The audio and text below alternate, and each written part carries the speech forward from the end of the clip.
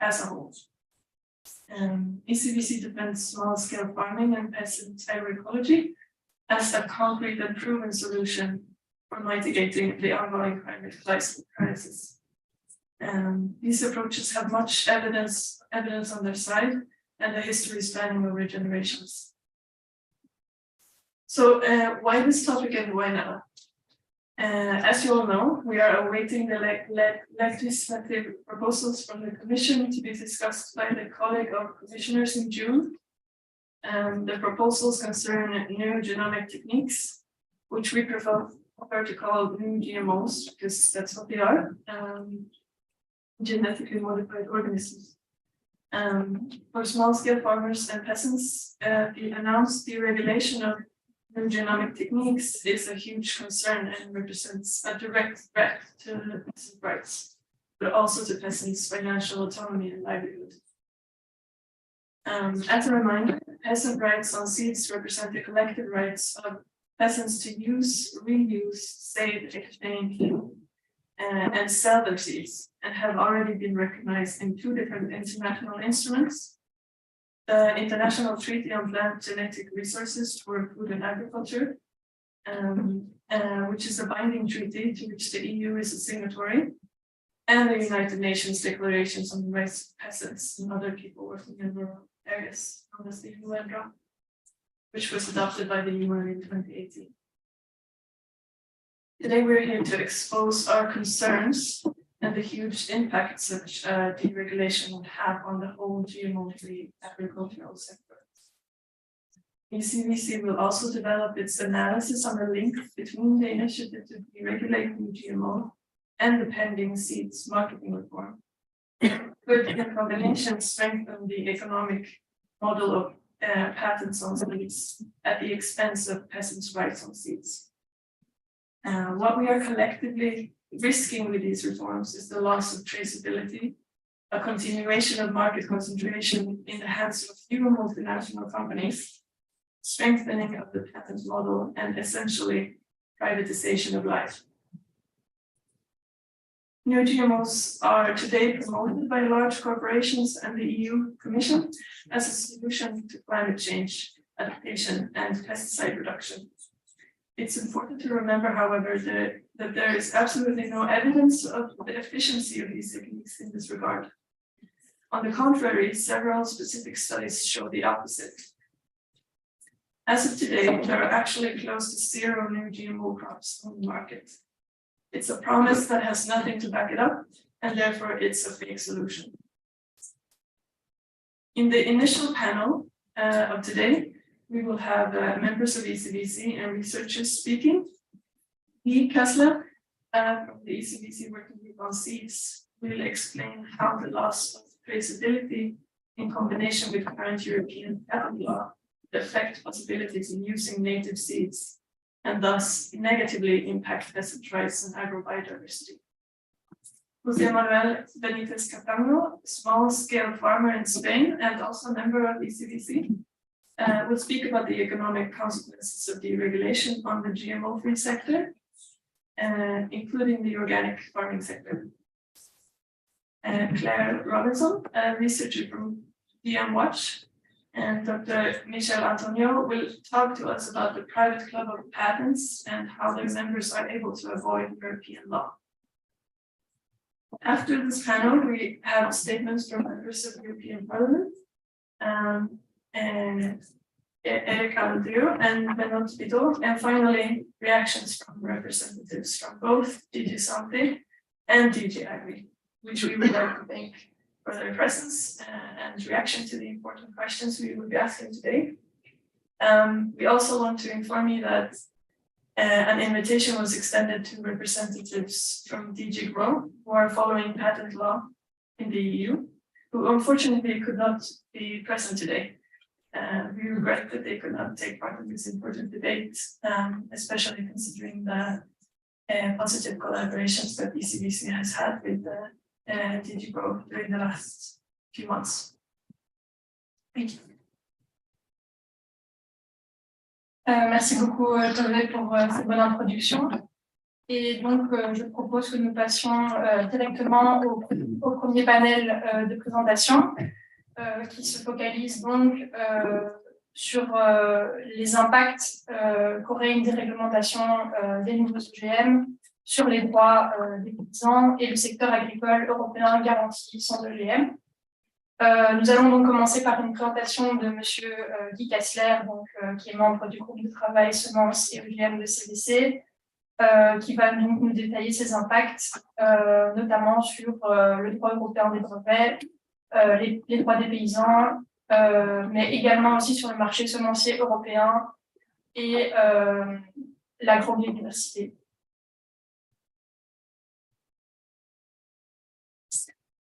Bonjour à toutes et bonjour à tous, et merci à ceux qui sont venus physiquement ici, et bonjour aussi à ceux qui sont en ligne, parce que je pense qu'il y a plus de monde en ligne que physiquement, c'est le mode maintenant, mais ça permet aussi à des paysans d'Italie, en France, d'autres pays de l'Europe de suivre nos échanges. Donc, je n'aborderai pas les questions sanitaires, environnementales, mais plus les questions qui se posent directement aux paysans pour ce qui est des questions environnementales et sanitaires liées aux OGM. Alors, moi, au travail, qui sont ici présents, nous faisons avec l'ensemble des ONG sur ces questions-là. Ça n'empêche pas que dans les débats par la suite, on puisse les aborder. Donc, je commencerai par la question effectivement du brevet. L'analyse que nous faisons, c'est que les premières propositions qui ont été faites par la Commission européenne, nous craignons énormément un renforcement du pouvoir des brevets et la légalisation de ce que nous appelons la biopiraterie. Je commencerai par vous lire un article de la directive brevet 98-44, article 9, qui dit que la protection conférée par un brevet à un produit consistant en une information génétique. Information génétique, ce n'est pas quelque chose de physique, c'est quelque chose d'ordinateur. Donc, consistant en une information génétique s'étend à toute frontière dans laquelle l'information génétique est contenue et exerce sa fonction. Et il n'y a aucune limite dans cet article-là de la directive pour dire qu'il faut que le produit ou la plante à laquelle s'étend la portée du brevet soit directement issu de l'intention. Je rappelle quand même que chaque plante contient des milliers de gènes, des milliers d'informations génétiques, donc qui relient un gène à un caractère particulier. Et que, donc, selon la directive, la protection d'un brevet portant sur une seule de ces informations génétiques s'étend à toutes les plantes qui la contiennent, quelle que soit l'espèce, quelle que soit la variété à laquelle ces plantes appartiennent à l'espèce. Et qu'aujourd'hui, ce ne sont que les obligations de traçabilité et de publication du procédé qui permet d'identifier un OGM qui empêchent les brevet sur l'information génétique, telle que l'aide maintenant s'étendent à mes propres semences, moi le paysan, ou à des semences sélectionnées par des petits semenciers ou même des moyens semenciers qui n'utilisent pas le génie génétique pour travailler, mais qui regardent la plante. Donc, à partir du moment où on supprimerait, et j'espère que ça supprimerait, la traçabilité, où on supprimerait la publication du procédé qui permet d'identifier. Moi, si un semencier me dit « tu as reproduit mon invention parce qu'il y aurait en essence un caractère génétique que je ne sais même pas, il correspond à ce qu'il a breveté. Le seul moyen que j'ai pour me défendre, c'est de lui dire non, la plante, ce n'est pas la même que celle que tu as brevetée. C'est pour ça qu'il faut que je dispose du procédé qui permet d'identifier pour faire la différence avec les semences. Là, c'est le premier point que je voudrais souligner, ce risque de biopiraterie. Et je voudrais rajouter que si bien une seule des métiers, nouvelles techniques génétiques, pouvait échapper à la réglementation OGM, et ceux qui suivent l'actualité en France, nous avons eu des débats qui ont été portés à la Cour de justice de l'Union européenne sur la question qualifiée de mutagénèse. Si une seule des techniques échappe, problème.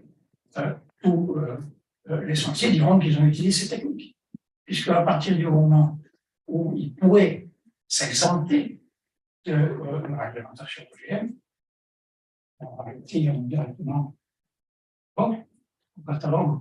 On ne demande pas quel procédé utiliser pour sélectionner, on ne demande pas quelles sont les recommandations génétiques, on ne demande pas s'il y a un brevet ou non, et on arrive sur l'enjeu.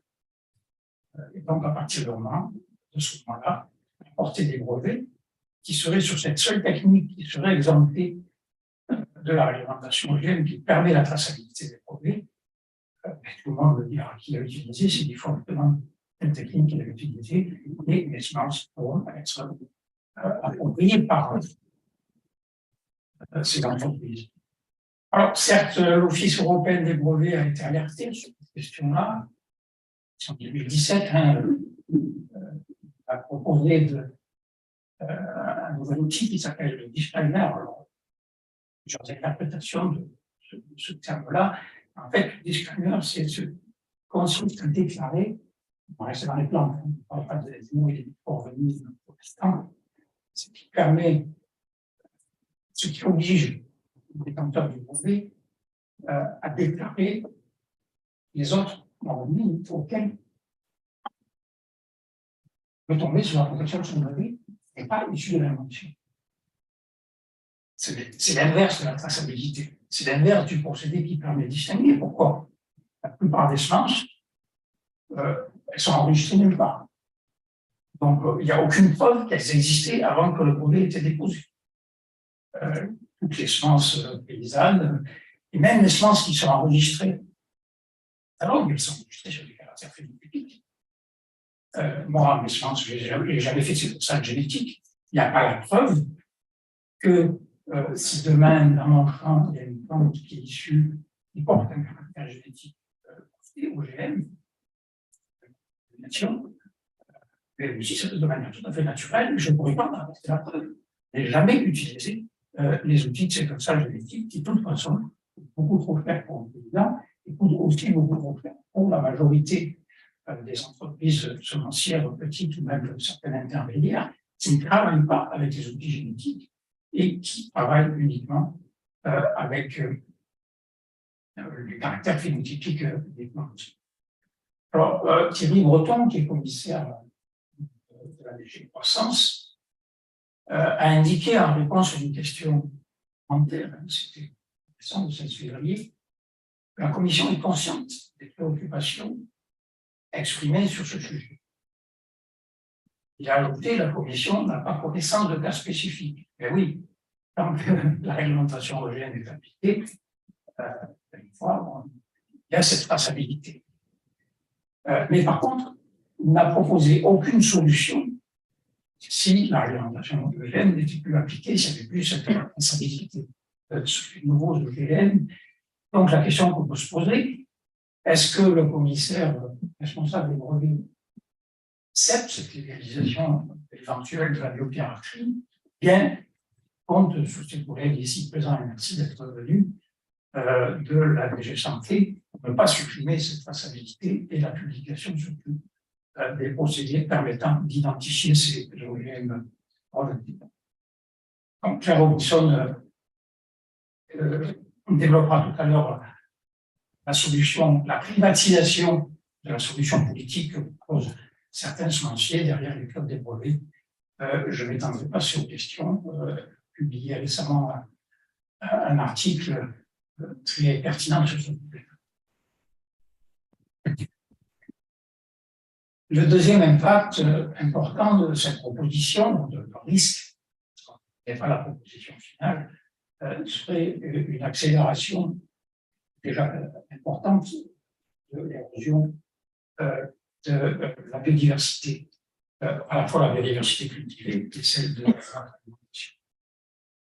Puisque sans résolution de ce risque de généralisation de la biopiraterie, 5 multinationales contrôlent déjà aujourd'hui 60% du marché mondial des semences. Si on légalise la biopiraterie, demain, elles contrôleront 100% des semences au niveau mondial. Et ça est une menace autant pour l'industrie semencière. La majorité des entreprises semencières européennes ont quand même encore un tissu.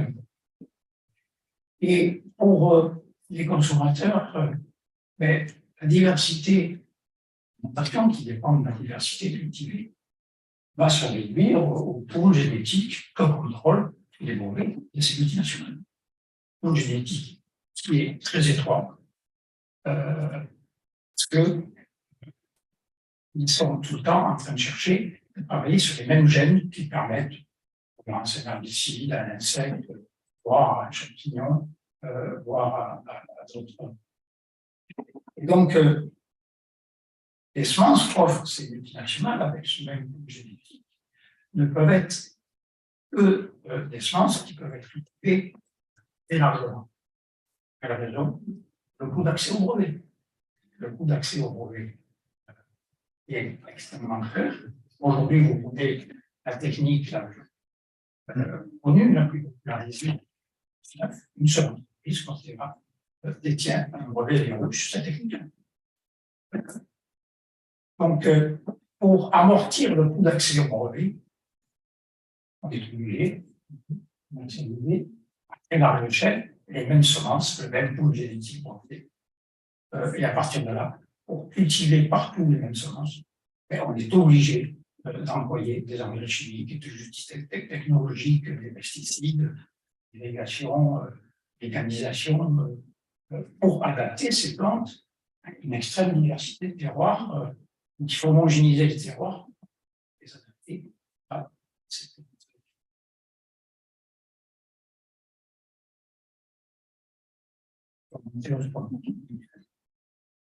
je vais me rapprocher des mots.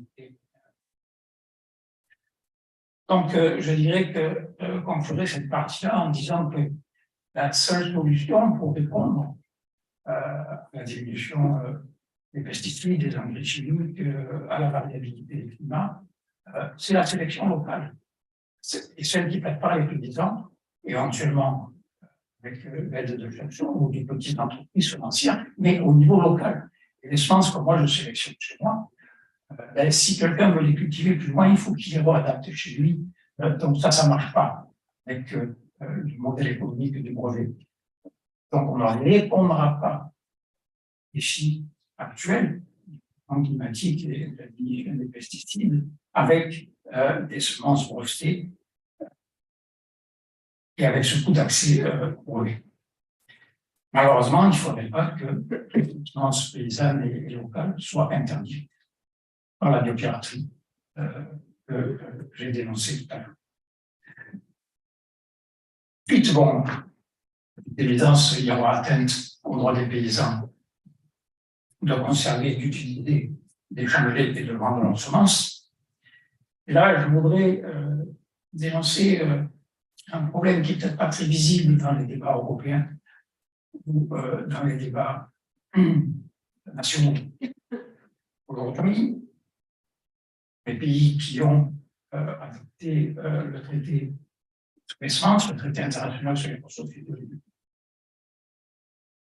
il est interdit de breveter ce qu'on appelle les ressources génétiques, les semences qui sont dans des semences, des collections de semences qui sont issues à 99% des champs des paysans et pas des sélections industrielles. Mais aujourd'hui, l'industrie ne dépose plus des brevets sur des semences, elle dépose des brevets sur des informations génétiques. Et ils disent que les informations génétiques sont des produits de la recherche. Donc, ils ont le droit de breveter quelque chose de produit de la recherche. Bon, si c'est un produit de la recherche, comment ça se fait? Apporter du brevet sur un produit de la recherche quand même une recherche de science en moi, c'est des paysans. La pensée des brevets, elle s'étend. Là, il y a un petit problème qui est discuté au traité, qui est discuté à la Convention sur la diversité biologique. Mais on ne peut pas d'un côté dire qu'on peut puiser, bourrer toutes les informations génétiques qui sont dans les semences mondiales. Hein. C'est un slogan qui est souvent utilisé. On peut se faire dire, non, il n'y a pas de problème, ce n'est pas la même chose. Bien, déposer un brevet, mais là, c'est la même chose. Et donc, on va pouvoir s'approprier toutes ces semences. Bon, sur la réforme semences, et je remercie les responsables de la commission qui sont ici présents sur la réforme semences. Je ne vais pas développer toutes les questions de la réforme semences, mais un point particulier qui est la proposition de tenir l'innovation et le développement des technologies numériques et des techniques biomoléculaires. Concrètement, aujourd'hui, nos paysans et le tissu semencier traditionnel européen, nous décrivons nos variétés pour les commercialiser avec ce qu'on appelle des caractères phénotypiques. La couleur, la forme, comment ça se comporte au sens que moi je vois comme paysan et les outils avec lesquels je travaille. L'Union pour la protection des obtentions végétales, aujourd'hui, pour de nombreuses espèces, et bientôt pour toutes les espèces, accepte le droit d'obtention végétale pose sur des caractères génétiques ou biomoléculaires. Un organe des plantes ne les voit pas. N'utilise pas ces outils-là, ils sont trop faibles, autant pour des petits paysans que pour des petits semenciers. Et donc, si demain on me demande de pouvoir commercialiser des semences, de les enregistrer sur la base de leur caractère moléculaire ou génétique, ne serait-ce que pour des questions financières, je ne pourrais pas.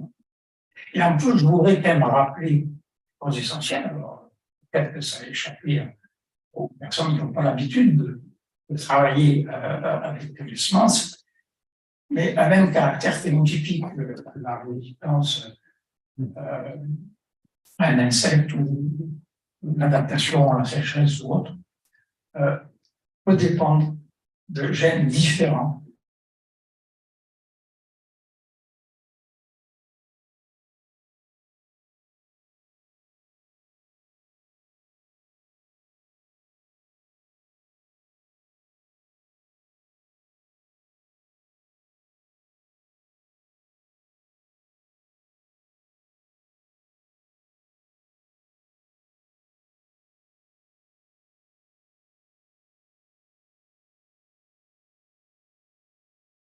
D'avoir les mêmes adaptations locales aux maladies, à la sécheresse, à trop d'eau, etc. Sur cette question des semences, mon ami José Manuel va tout à l'heure développer l'impact sur le secteur bio, qui est extrêmement important, mais on rappelle que donc, sans étiquetage et sans traçabilité des OGM, et ma foi, les agriculteurs perdront le droit d'utiliser leur propre semence et les producteurs perdront le droit qu'ils ont inscrit dans la loi française. Et ça serait bien qu'ils se soient inscrits dans la loi européenne de toute personne de choisir elle-même, de pouvoir choisir elle-même, de cultiver, de consommer sans OGM. Alors, pourquoi on veut modifier l'alimentation OGM? Pour nous, c'est clair, l'industrie semencière a un problème. Comment vendre des OGM à ceux qui en veulent? C'est le seul problème qu'il faut. Et pour ça, on commence par changer le vocabulaire. On dit que ce n'est pas des OGM. Les nouvelles techniques de modification génétique, on parle de nouvelles techniques génomiques. Quand on parle d'OGM, on parle de plantes éditées. Les risques ne sont plus des risques, c'est une préoccupation. Donc, il n'y a plus aucune raison de leur appliquer l'alimentation OGM. Ensuite, on nous prétend que ces nouvelles techniques font la même chose que la sélection traditionnelle, voire que la nature. Alors, je voudrais quand même rappeler la base de l'argumentation actuelle qui dépend quand même de conventions internationales, et je conclurai là-dessus tout à l'heure le protocole de Carthagène. On ne définit pas un objet par sa description de ses caractères. On définit un objet par la manière dont il a été produit. Et pourquoi on le définit par la manière dont il a été produit? Parce qu'on n'est pas capable aujourd'hui d'analyser tous les caractères d'un objet. Et c'est bien pour ça que ces sont des techniques nouvelles qui transgressent les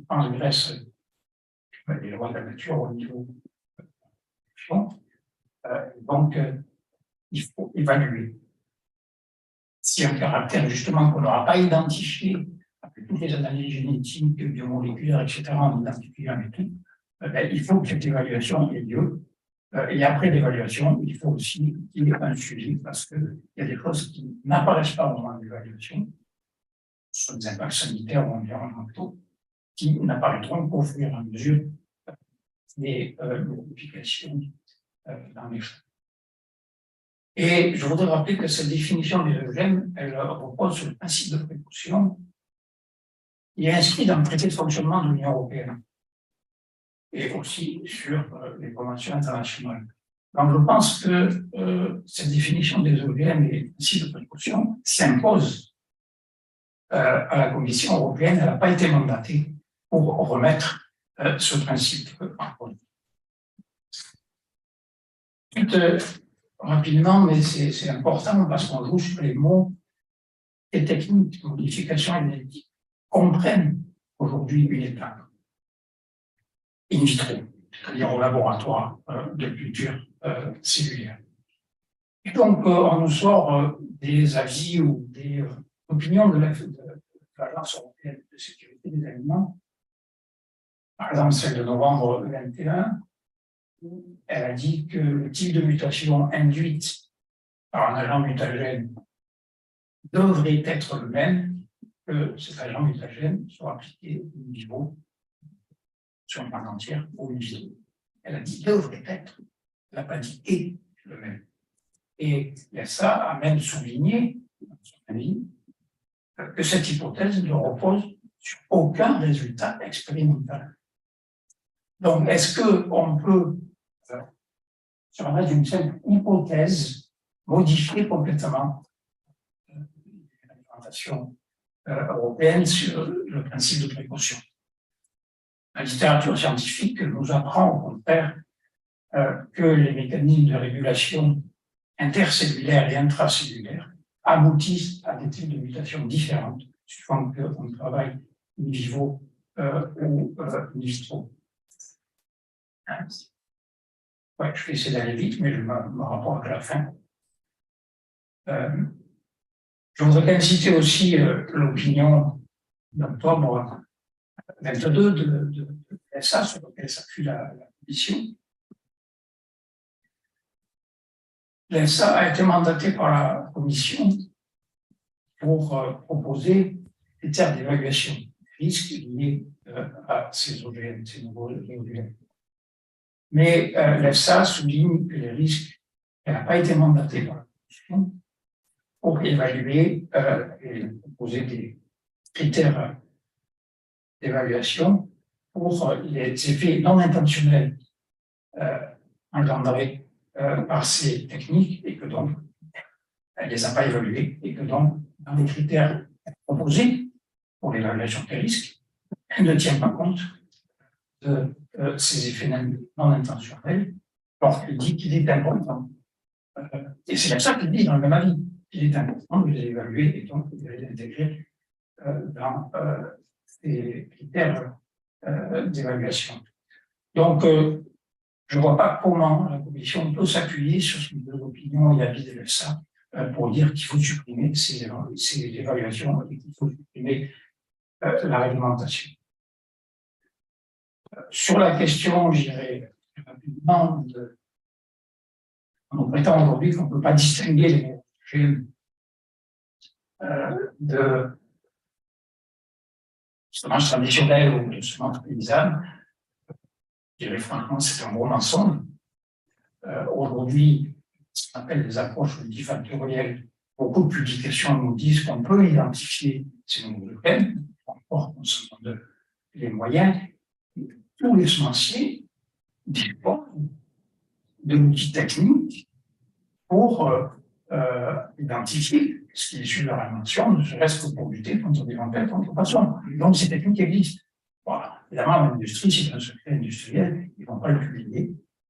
Ce qui manque aujourd'hui, c'est uniquement un programme de recherche européen qui doit être financé par l'Europe pour établir les protocoles réglementaires qui permettent d'identifier ces nouveaux gènes.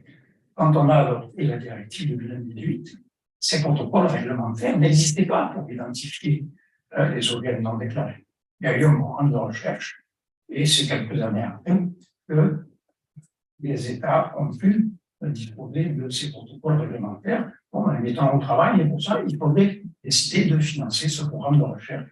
Et c'est uniquement l'absence de la mise au point de ces protocoles réglementaires qui permet de prétendre qu'on ne peut pas identifier ou distinguer ces nouveaux objets.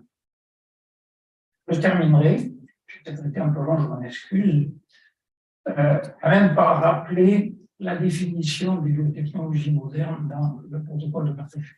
S'impose. Je ne pense pas que la Commission ait été mandatée de ne pas appliquer le protocole de Carthagène.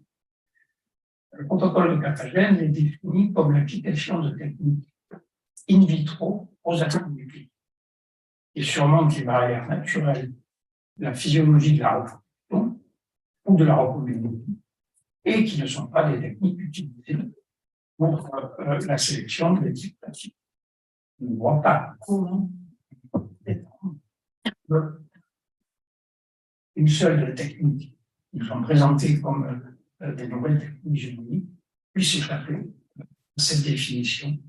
Et donc, la dernière question que je poserai à la Commission, est-ce qu'elle a l'intention de ne pas appliquer le protocole de Carthagène, notamment en ce qui concerne l'évaluation des risques avant toute dissémination dans le gouvernement, les déclarations de dissémination et d'informations sur les caractéristiques et les caractères qui permettent d'identifier les objets, donc je reviens à la traçabilité et au procédé technique qui permet de les identifier. Donc voilà, je poserai directement, et je remercie aux membres de la Commission d'être aujourd'hui ici présents, comment elle pense résoudre les problèmes que nous soulevons. Merci beaucoup.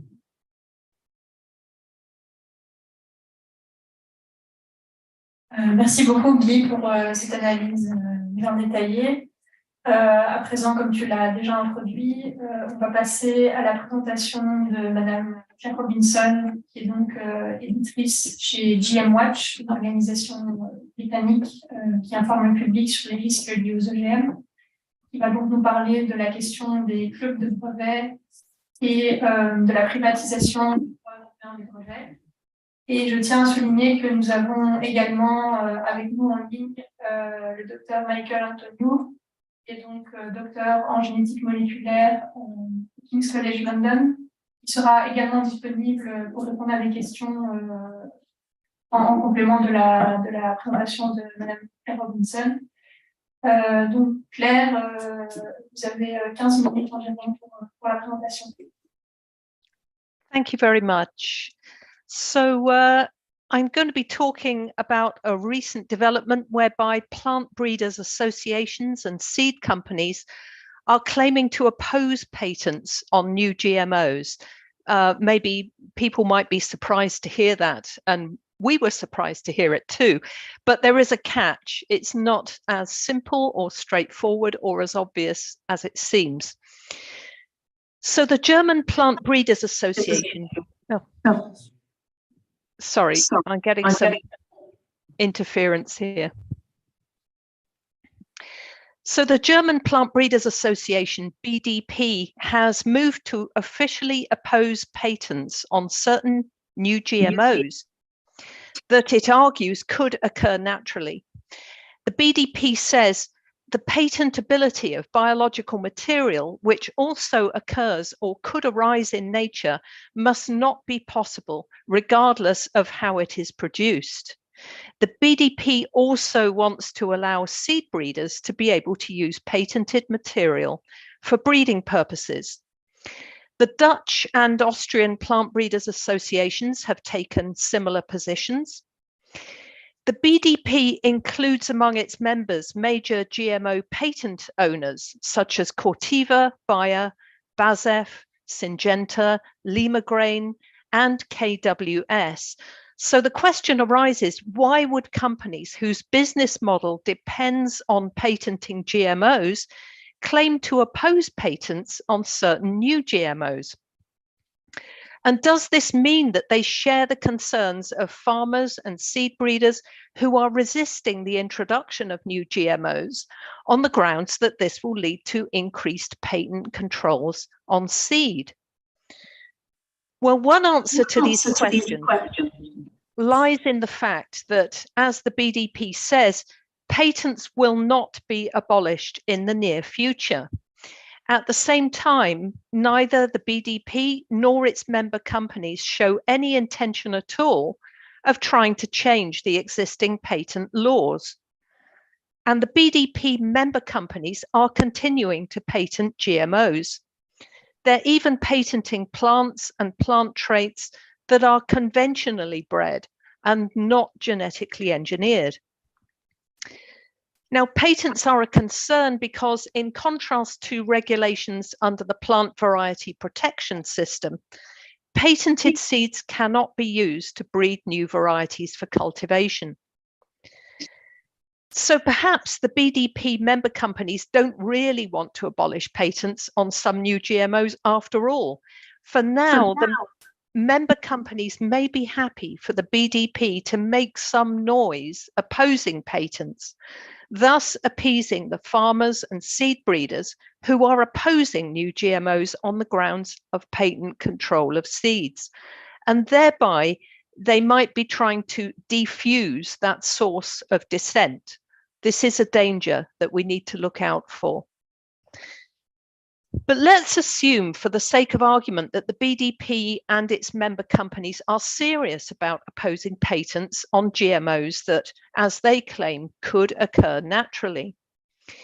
The BDP is proposing an alternative model, licensing platforms such as ACLP, and this stands for the Agricultural Crop Licensing Platform.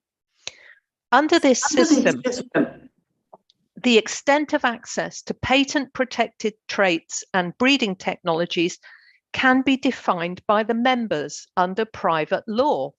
This is what the ACLP says. The ACLP is newly founded by Corteva, Bayer, BASF, Syngenta, and Lima Grain. These are the same companies that the BDP seemingly speaks for when it demands an end to patenting of GMOs that could arise in nature, in theory. The cynical onlooker might deduce that in order to overcome a major obstacle on the road to GMO deregulation, farmer and seed breeder resistance against patented seed, the seed industry is now officially agreeing that patents should be ruled out, while offering its own licensing platform from which it will control access to new GMO technologies and products.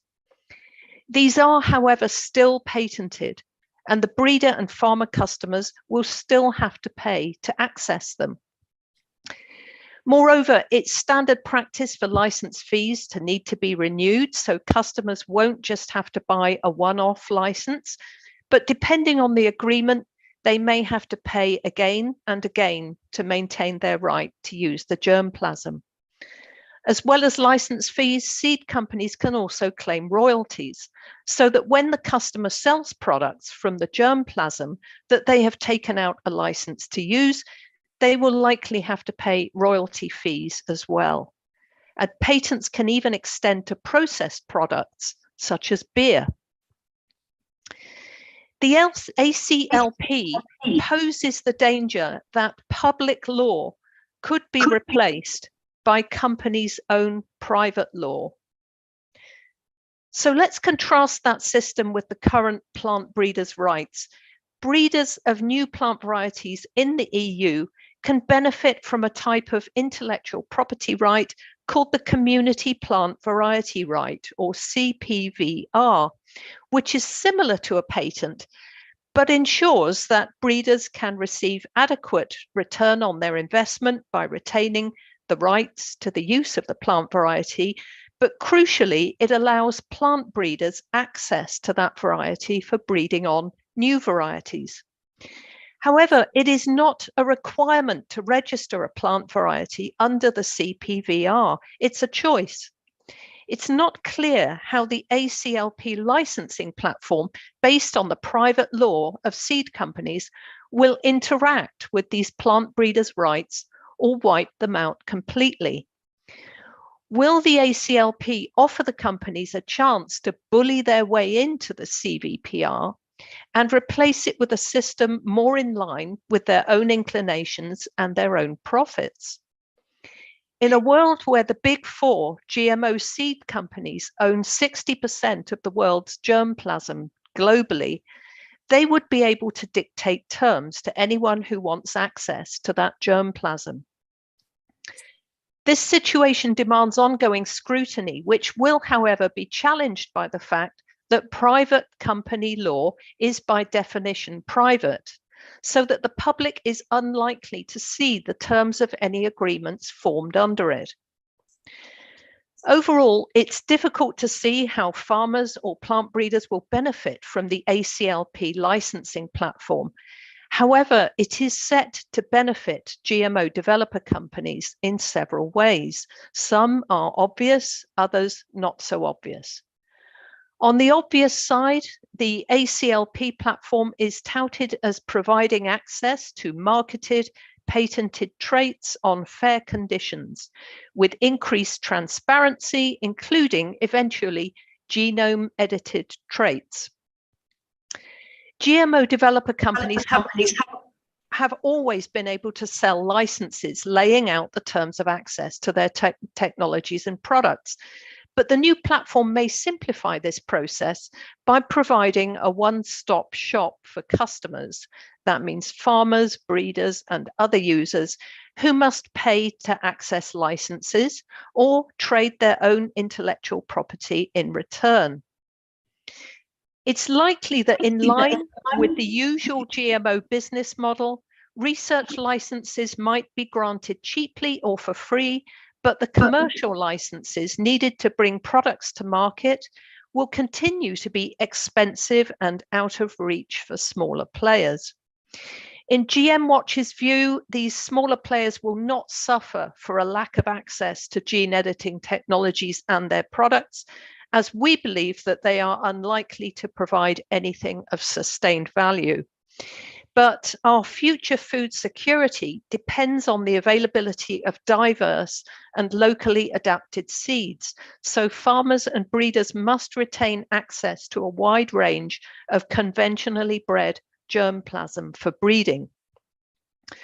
Worryingly, seed companies continue to blur the line between conventionally bred and GM seed. Their patent claims are deliberately vague. They encompass genetic sequences that could be obtained with or without genetic engineering. And the European Patent Office continues to grant such patents, even though officially patents on conventionally bred plants are not allowed. The BDP and the Dutch and Austrian plant breeding associations say that they oppose patents on conventionally bred plants, but some BDP member companies are defending such patents with all their strength. Recently, Syngenta successfully defended its patent on conventionally bred peppers, and neither the BDP nor the companies have explained this discrepancy.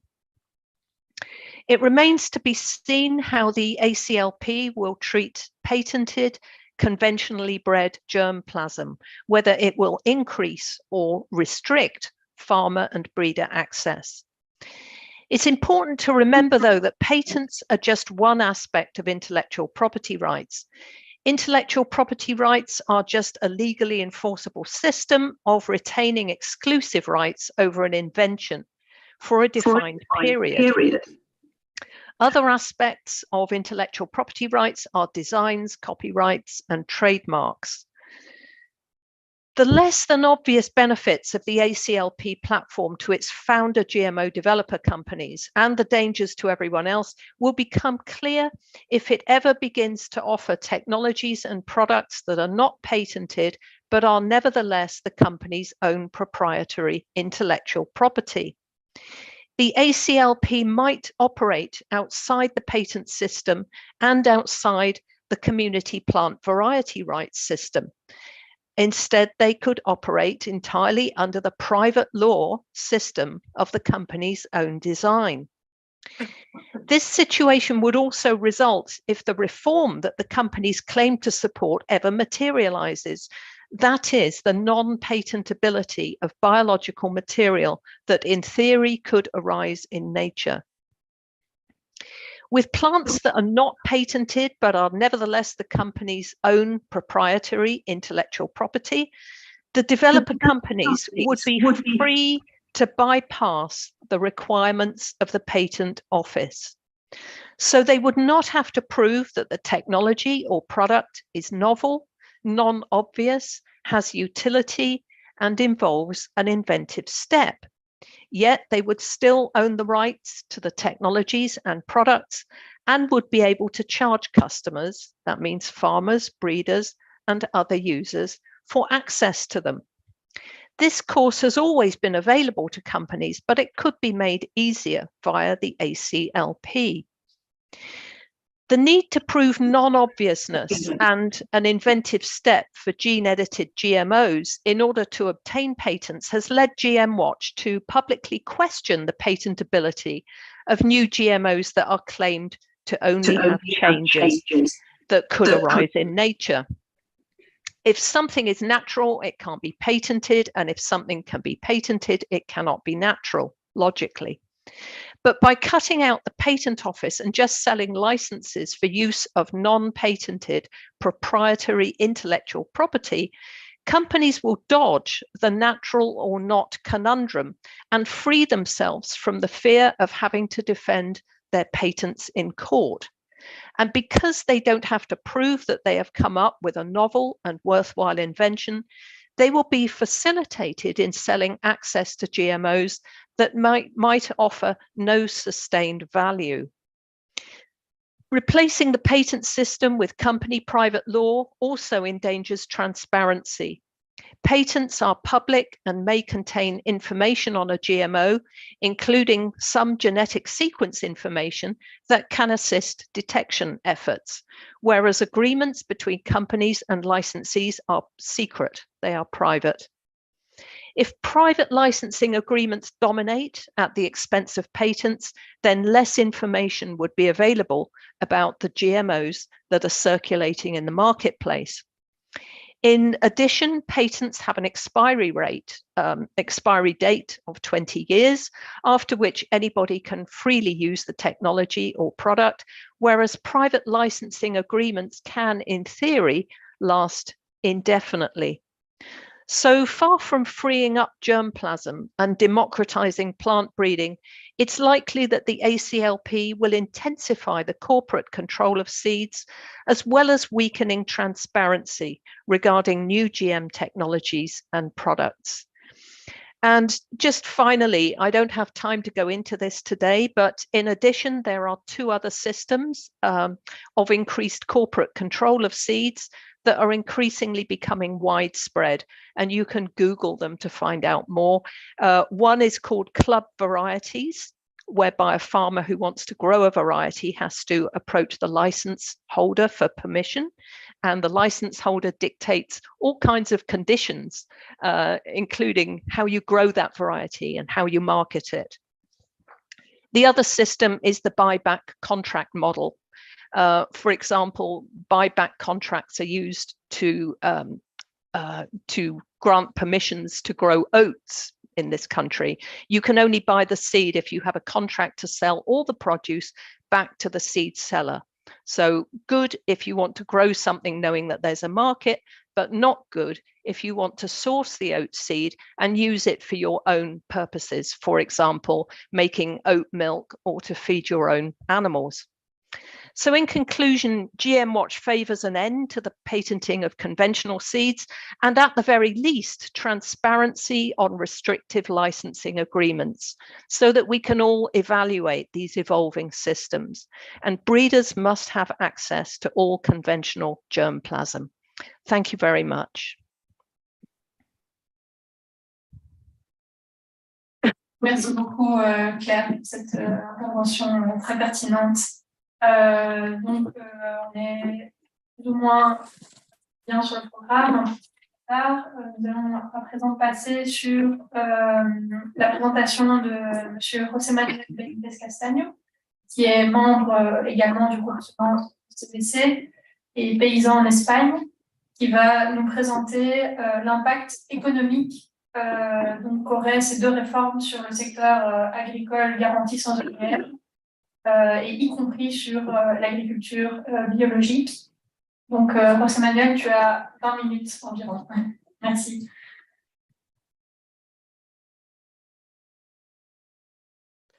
Hola, buenos días a todas y a todos. Muchas gracias.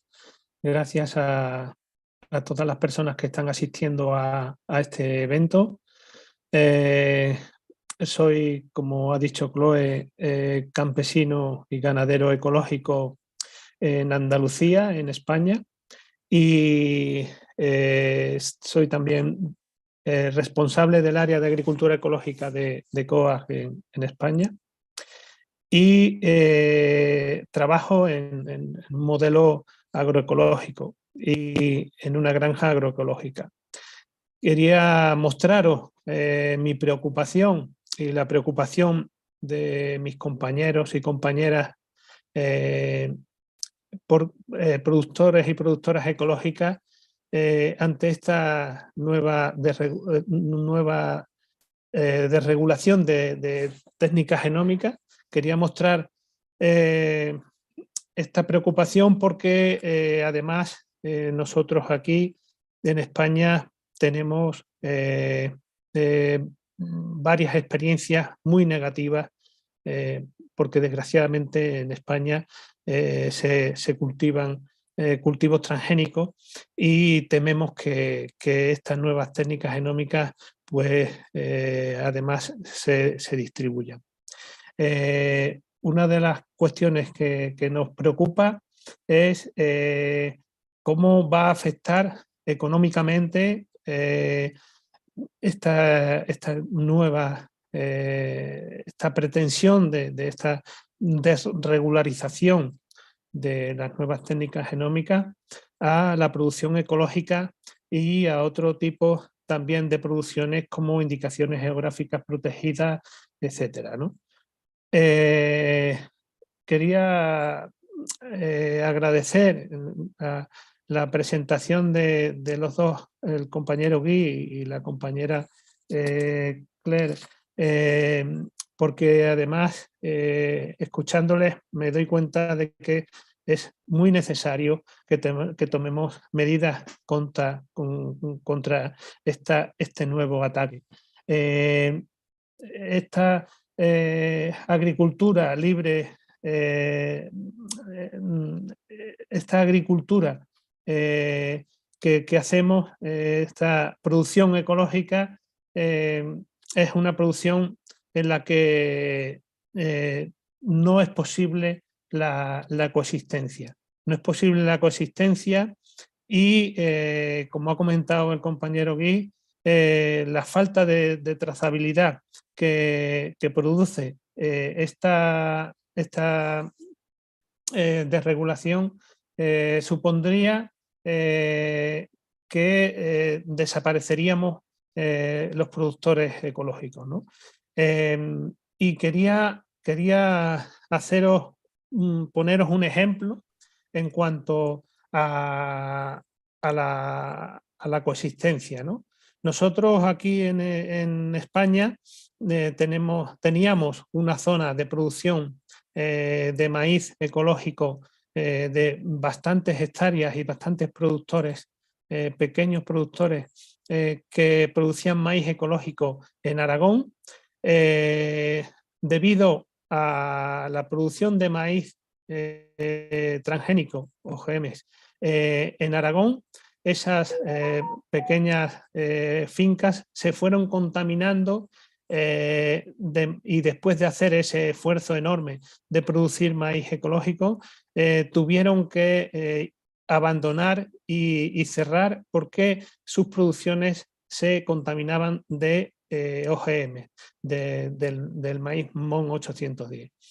Y tuvieron que ir al mercado como maíz convencional. Y actualmente, a día de hoy, esa producción que había en Aragón de maíz ecológico ha desaparecido prácticamente. Y esto nos lleva a un montón de problemas añadidos. Entre ellos, pues os puedo comentar, como ganadero que soy, de la dificultad tan enorme que tenemos hoy en día los ganaderos para conseguir piensos ecológicos. Recientemente, además, he vuelto a recibir una comunicación de la empresa que me suministraba el pienso ecológico, diciendo que me tiene que dejar de suministrar pienso ecológico porque en todas las partidas de maíz les aparece la contaminación, aunque sean ecológicos, les aparece la contaminación de transgénicos. Ese es un problema grave y que económicamente nos está afectando tanto a productores que han perdido su producción ecológica como a los ganaderos, ¿no? Por otra parte, decir y remarcar que la falta de trazabilidad de estas técnicas OGMs afectarían gravemente al material biológico heterogéneo, lo que nos llevaría de nuevo a un problema de patentes, dado que estas técnicas están patentadas, y esto supondría un problema para los productores ecológicos porque no podríamos reutilizar nuestras semillas y, por supuesto, tendría un riesgo económico de aumento de precio de las semillas comerciales.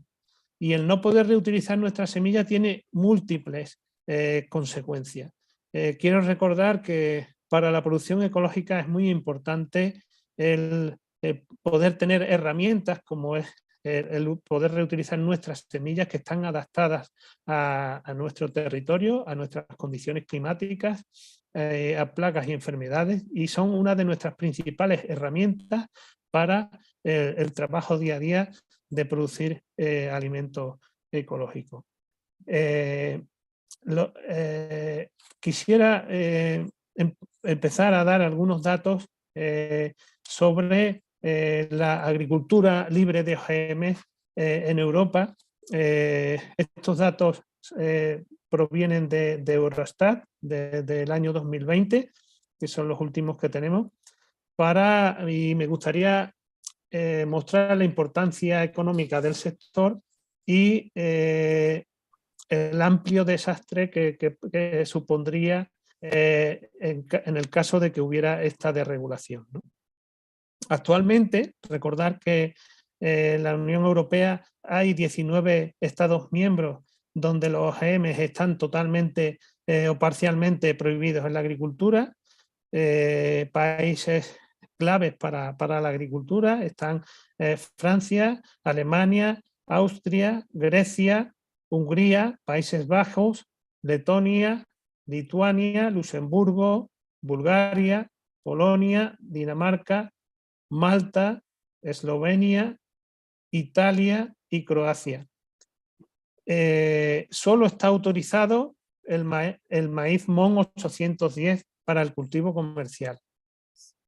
Y en la Unión Europea la mayoría de las explotaciones agrícolas son explotaciones agrícolas familiares. Quisiera recalcar esto porque es muy importante. el 96,3% de las explotaciones agrícolas en el 2016 eran explotaciones familiares, de pequeño tamaño. Y 2/3 de las explotaciones de la Unión Europea tienen menos de 5 hectáreas. Datos de 2016. En los países libres de OGM trabajan 5.645.000 personas en la agricultura. Esto que han sido formalmente encuestadas. A las que hay que añadir los trabajadores agrícolas de regiones como Escocia, Gales, Irlanda del Norte y Valonia, de la que no se disponen datos actualmente. En definitiva, podemos considerar que hay más de 6 millones de personas que trabajan en explotaciones agrarias libres de transgénicos. Es decir, 2/3 del total de las personas empleadas en el sector. Vuelvo a repetir, según datos de Eurostat de 2020. El 9,6%, el 96,3%, como he dicho antes, son explotaciones familiares. Y esto me parece clave. Me parece clave porque al final parece que muchas veces parece que los alimentos se producen en las fábricas y no. Los alimentos los producimos las personas campesinas que estamos a pie de campo cada día. Y esto significa que en la Unión Europea la mayoría de la producción agrícola viene del sector que está libre de transgénicos. Un sector que proporciona muchísimos empleos, y voy a dar más datos más adelante, y que se basa en gran medida en la producción a pequeña escala. Quisiera dar también algunos datos sobre el valor de la producción ecológica. Primero decir que la agricultura ecológica en sí, regulada por el reglamento europeo, es un sector que está libre de transgénicos, por obligación formal, porque para estar certificado y cumplir con la regulación europea, es un sector que está obligado a producir sin transgénicos. Incluso en los países donde desgraciadamente, como es en España, se cultivan los transgénicos. Y volver a recordar que países como España están atacando los derechos de las personas campesinas que en muchos lugares de España quieren producir en ecológico y que no pueden producir en ecológico porque no pueden garantizar la trazabilidad y no pueden garantizar o librarse de la contaminación de las producciones transgénicas. Esto es conculcar los derechos de las personas campesinas. La agricultura ecológica, además, es un sector que está en constante crecimiento, esto en los últimos años. Representaba 15,3 millones de hectáreas en la Unión Europea en el 2020, con un 8,1% de la superficie agrícola de la Unión Europea cultivada ecológicamente. En términos de producción es muy importante, pero también el valor de la exportación es muy importante. En 2019 había más de 3.100 exportadores ecológicos en la Unión Europea. Esta cifra es inferior a la real porque no tenemos los datos del número de exportadores ecológicos de Francia. En cuanto a consumo, según datos de Eurostat, el consumo de productos ecológicos se estimó casi en 45.200 millones de euros en 2019, cifra que ha aumentado bastante, lo que supone un crecimiento y un aumento global del 10,3% en comparación con el año anterior, con 2018. Solo en un año un 10,3%. Se han cuadriplicado entre 2004 y 2019 estos datos.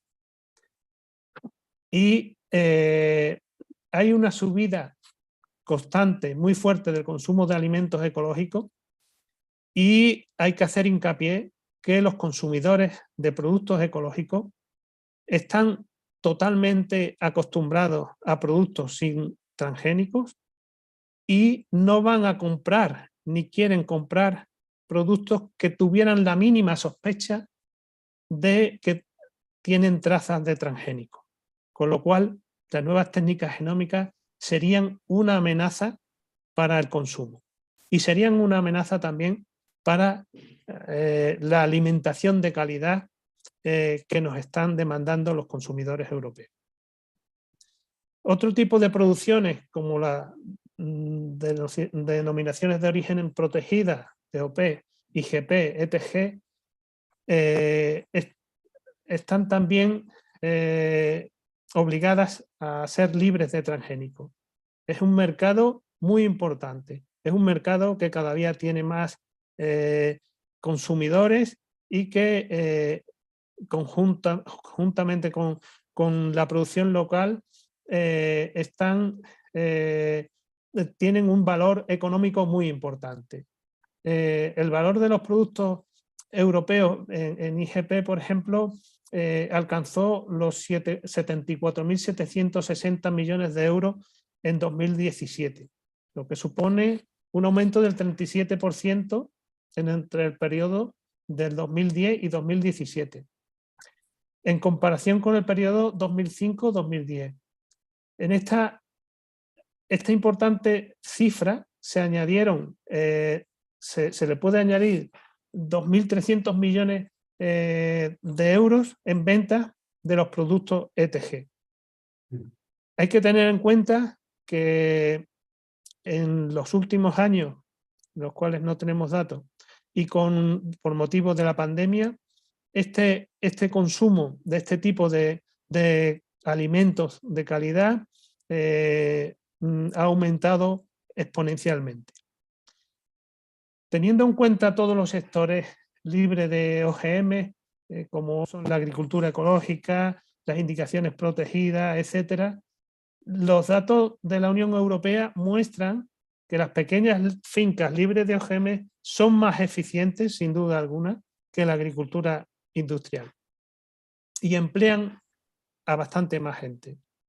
Las explotaciones ecológicas con mejor eficiencia laboral son las que tienen menos de 20 hectáreas y son las que mantienen la vida en el medio rural y mantienen la vida y la economía en los pequeños pueblos, donde superan incluso a las no ecológicas.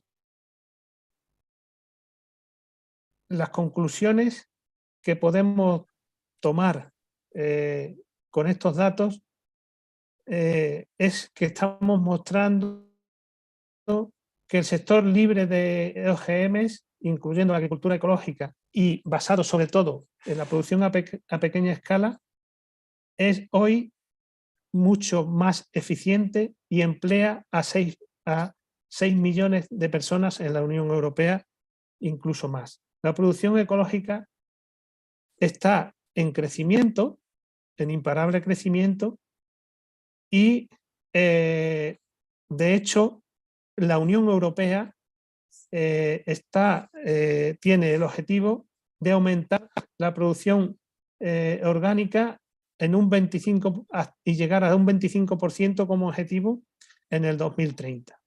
Por lo tanto, creemos que es una incongruencia que se pretenda aumentar la producción ecológica, se pretenda aumentar estos alimentos y estos alimentos de calidad y se pretenda, por otro lado, establecer, hacer una desregulación de las nuevas técnicas genómicas que serían un problema enorme para llegar a ese objetivo y que acabaría con esta producción ecológica. Por lo tanto, tenemos de un lado un sistema consolidado con una presencia masiva de pequeñas y medianas explotaciones, de gente que vive en el mundo rural. Quiero recordar que las personas detrás de todo este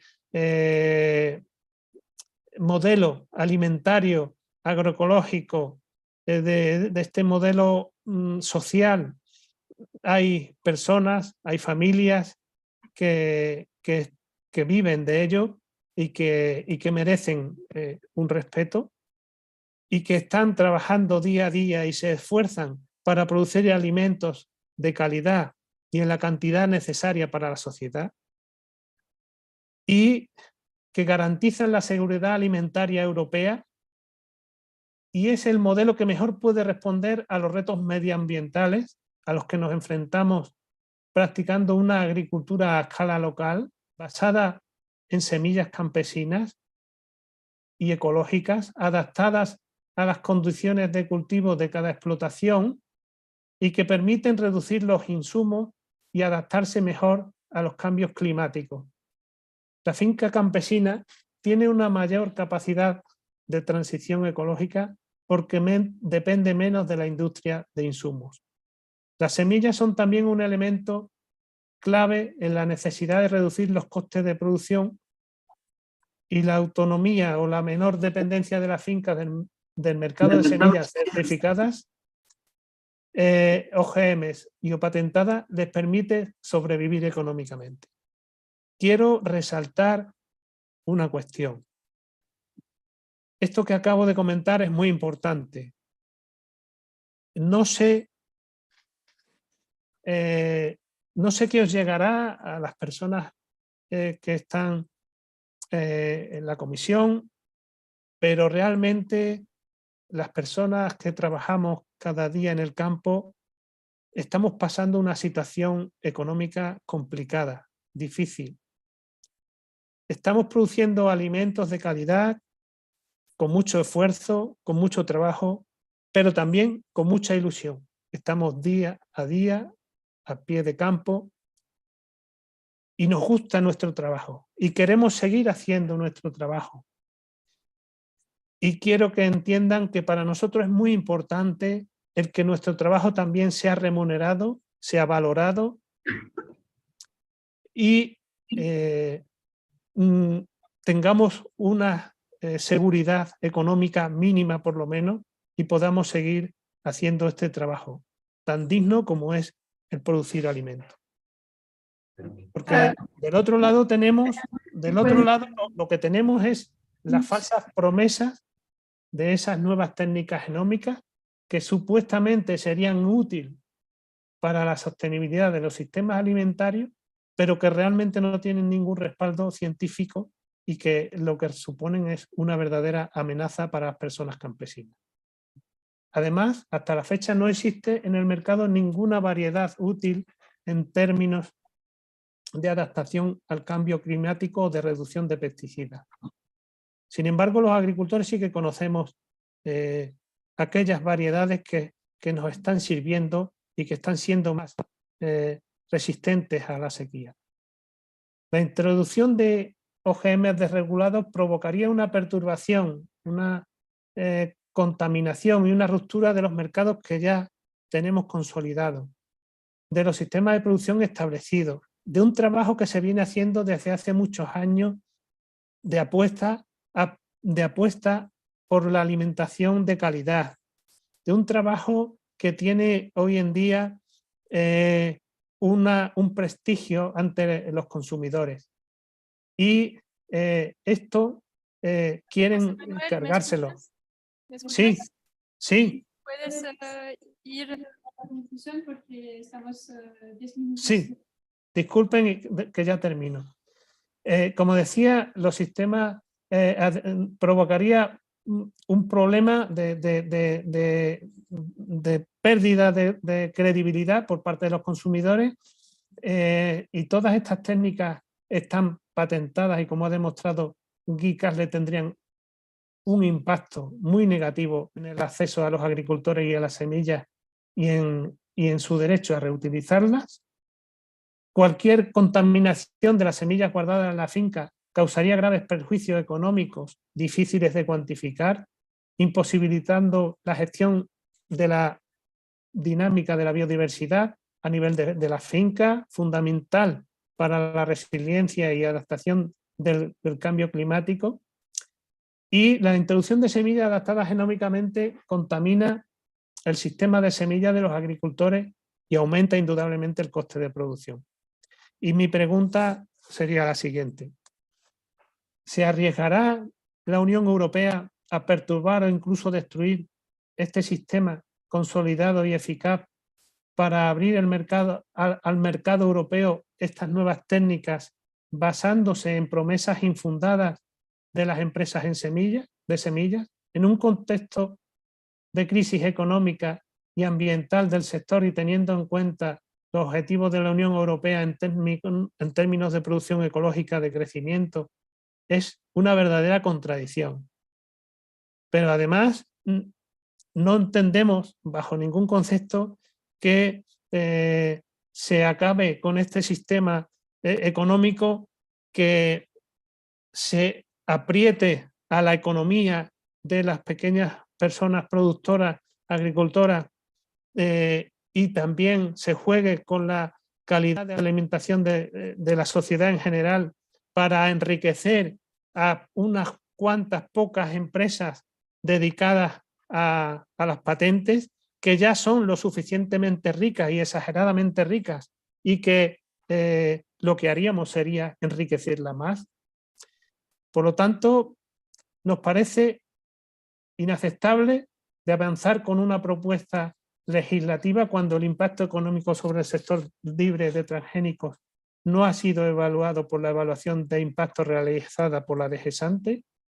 Las evaluaciones del impacto de los nuevos transgénicos realizadas en laboratorio, las afirmaciones de su equivalencia sustancial con los productos derivados de una creación varietal tradicional o de la selección campesina, no tienen mucho sentido porque no tienen en cuenta la estructura de producción del sector agrícola europeo, ni tienen en cuenta de ninguna manera el impacto económico sobre la gran mayoría de las explotaciones de la Unión Europea, considerando que las grandes explotaciones que practican una agricultura industrial y que se declaran dispuestas a aceptar los nuevos OGM son una minoría insignificante, tanto en términos de empleo como de valor añadido agrícola total. Por lo tanto, creemos que debería introducirse una evaluación sistemática del impacto en los sistemas agrícolas europeos y nacionales para cada tipo de OGMs, antiguo o nuevo. Y por último, quería decir que he dado muchos datos. Sí, termino ya, que quisiera agradecer y perdonarme que me haya retrasado, pero solo decir que detrás de todos estos datos, detrás de todas estas circunstancias, hay miles de personas campesinas en el campo y que queremos seguir produciendo alimentos de calidad para la sociedad en general, y que por favor nos tengáis en cuenta a la hora de legislar. Muchas gracias y que tengan buena mañana. Merci beaucoup, José Manuel. Donc, on va entièrement présentation. Donc, suivant ce premier panel. C'est bon maintenant? Oui. Donc, suite à ce premier panel de présentation, okay. Nous avons donc maintenant prévu des réactions de 2 eurodéputés qui nous ont fait le plaisir de se déplacer. Donc, M. Bicou et M. Andrieux. Donc, je propose de commencer. Donc, il faut parler dans le micro et en même temps parler dans ce micro-ci parce qu'on a un petit problème technique. Non, pas bête, on pas le son. Ah, donc voilà, vous avez environ 5 minutes chacun. Merci beaucoup. Allez, je m'y lance. Merci beaucoup. Merci de l'avoir aimablement rejoindre. Merci à vous, CVC, de nous avoir invités sur ce sujet ô combien important, à quelques jours de la proposition de la commission, notamment avec la science, évidemment. Je crois que les interventions ce matin, à la fois brillantes, précises. Moi, je remercie le témoignage de Manuel qui est clair de son exposé, et également, donc, bien sûr, Guy, avec qui nous sommes entretenus, donc, à plusieurs reprises, donc, et témoignage de Dr. Robinson, qui sont inquiétants, voilà, loin. Mais à la fois, j'avais dit sur la question de la probabilité du vivant, c'est pas nouveau, c'est un combat qui remet à 30 ans en arrière, finalement, il faut que rien ne change, il faut que rien ne change, c'est l'adage que je voudrais dire au début de mon propos, ce n'est pas une surprise, hein, d'autant que aujourd'hui, j'allais dire, parce que la vue dans le cadre de la PAC, hein, c'est pas nouveau, et je voudrais seulement de la commission, on voit bien que la commission qui semble combler, j'allais dire, c'est de la dérégulation, c'est pas un sujet en soi, finalement, du fait de développement des nouveaux OGM, même si l'inquiétude est grande. Ce que je ne comprends pas toujours, c'est pourquoi l'arrêt de la Cour de 2018 n'a pas été respecté. C'est très simple, donc alors que il dit clairement que les organismes obtenus par mutagénèse doivent respecter le cadre de la régulation des OGM de 2001. Pourquoi? C'est la question que j'adresse à la Commission fait preuve aujourd'hui, je sur le terme pourquoi, donc, hein, d'une telle légèreté, je le qualifie comme ça, ils se montrent proactifs généralement pour promettre un cadre moins exigeant pour ces nouveaux OGM. C'est une question qui reste latente, en tant que législateur, mais sur laquelle j'aimerais bien connaître quelques éléments d'explication. Parce que, dans tous les cas qu'il s'agisse d'anciens OGM, de nouveaux OGM, je permets de les qualifier comme tels, puisqu'il n'y a pas vraiment d'ambiguïté, les trois piliers de la réglementation doivent s'appliquer. Le principe de précaution, ça a été dit tout à l'heure dans les interventions, on n'est pas négociable d'abord, la transparence sur les modifications apportées au génome n'est pas négociable également, et après la bonne information du consommateur n'est pas négociable. Donc la question du pourquoi reste entière en ce qui me concerne, donc c'est vrai qu'on est impatient de voir ce que vous avez proposé donc dès début juin. L'exposé à la fois de Guy Kessler et de Mme Robinson sont particulièrement édifiants, j'ai envie de dire, parce qu'on les écoute avec attention. On a l'impression de ce fait que les multinationales qui contrôlent à la fois la chimie et les semences sont prêtes à toutes les contorsions, finalement, dans ce moment que nous vivons. Finalement, elles veulent essayer de nous faire avaler cette idée que les nouveaux OGM auraient pu être obtenus par des processus naturels pour déroger au cadre des OGM. C'est ça qui arrive. Donc, le paradoxe n'est pas moindre. Et le problème qu'elle rencontre, effectivement, c'est que s'il s'agissait de processus naturels, alors qu'ils ne pourraient pas déposer de brevet. Ça a été dit, je crois que Guy a fondé tout à l'heure précisément. Donc, cette tentative de parade, finalement, pour garder finalement les royalties, je ne vois pas d'autre objectif que cela, donc, hein, c'est-à-dire vouloir à la fois la création d'un système de brevets parallèle qui contrôlerait ce droit privé, ça interroge quand même donc, le législateur qui nous fait penser qu'il y a des doutes de rien aujourd'hui, et c'est d'impunité dans le pouvoir qu'ils ont acquis autour de ces années qui devient effrayant, et je dois m'inquiéter. En fait, on a l'impression qu'ils veulent, dans ce moment-là, à la fois le beurre, l'argent du beurre, donc je ne veux pas dire au-delà, le cours ne serait pas donc, indécent. Mais c'est un sujet quand même qui nous occupe et qui nous préoccupe. On voit ce que ça induit et le témoignage de Joël est cela donc très, très pertinent. Je voudrais également rapidement revenir sur la question des effets non intentionnels. C'est quand même surprenant que l'EFSA dise publiquement qu'elle n'a pas été mandatée par la Commission pour prendre en compte les effets non intentionnels causés par les techniques génétiques récentes.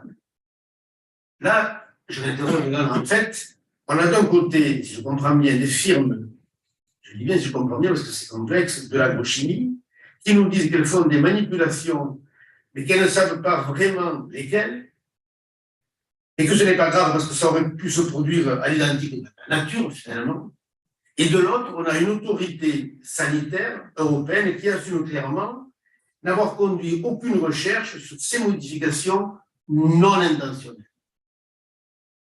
Je dois vous avouer que je suis effectivement, et je le redis en plein questionnement donc sur ces moments-là, et que si je languis à la proposition que vous allez nous faire le 7 juin, je suis pour le moins interrogatif, donc, et nous serons attentifs à ce qui sera donné, d'autant qu'on se situe dans cette séquence-là à 1 an des élections européennes, et que la proposition qui va être faite, pas de ce fait, suivant ce que le contenu qu'elle aura, mais on voit bien la tendance qui est prise, au cœur de la campagne, et c'est heureux quelque part que la démocratie puisse s'exprimer. Je pense que le sujet est d'envergure et d'importance et qu'il pose un acte de modification fondamentale donc, du modèle agricole dans lequel nous sommes et nous serons demain. Et je pense que c'est ce dont il est question aujourd'hui. Moi, je voudrais vraiment vous remercier d'appréhender ces questions-là avec autant de sérieux, parce que la question est d'importance donc, à le moment où nous rencontrons. Voilà ce que je voulais dire pour introduire. Benoît, à toi. D'abord, merci de m'avoir invité ce matin. C'est un sujet extrêmement important. Et merci à toi, Eric, d'avoir posé des questions aussi claires. Et je partage à la virgule près toutes les interrogations que tu te poses. Elles sont particulièrement pertinentes, que ce soit le rendu de la Cour de justice européenne du 25 juillet 2018, que ce soit sur les brevets. Toutes ces questions sont légitimes. Du coup, moi, je vais essayer de compléter tes questions avec peut-être un autre angle d'attaque, puisque je n'ai rien à ajouter à ce que tu as dit et je me joins à toi sur ces questions-là. Beaucoup aujourd'hui parlent de souveraineté.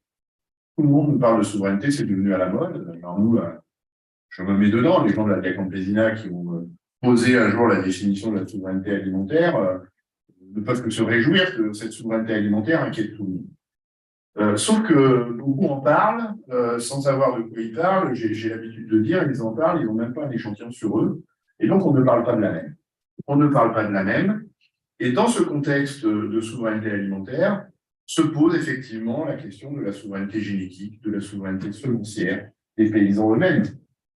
C'est-à-dire que ce qu'on nous propose avec la réglementation sur les semences, et c'est déjà le cas avec les hybrides, mais on est en train d'en remettre une couche supplémentaire, c'est de justement nous éloigner de la souveraineté génétique, de la souveraineté semencière des paysans.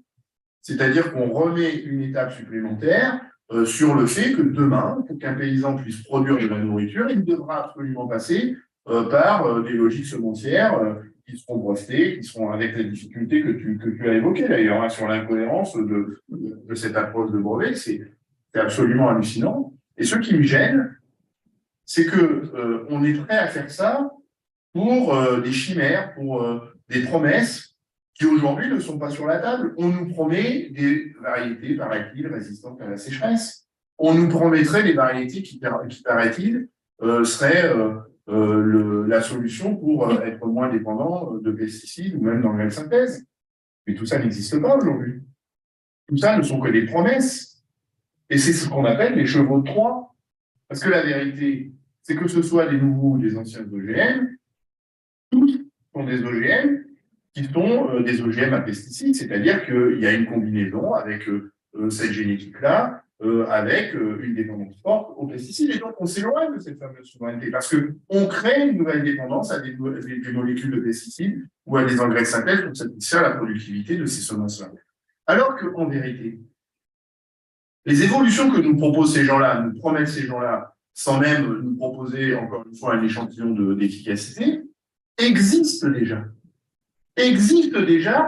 par le travail des paysans eux-mêmes. C'est ce qu'on appelle dans notre jargon des écotypes, avec une réactivité absolument exceptionnelle que nous ne proposerons pas les OGM. C'est-à-dire que tous les ans, le paysan, par son regard, par ce qu'on appelle une sélection de panier, une sélection massale, va sélectionner les plus beaux épis pour les ressemer l'année d'après et permettre de tirer toujours vers le haut l'adaptation de sa ressource génétique.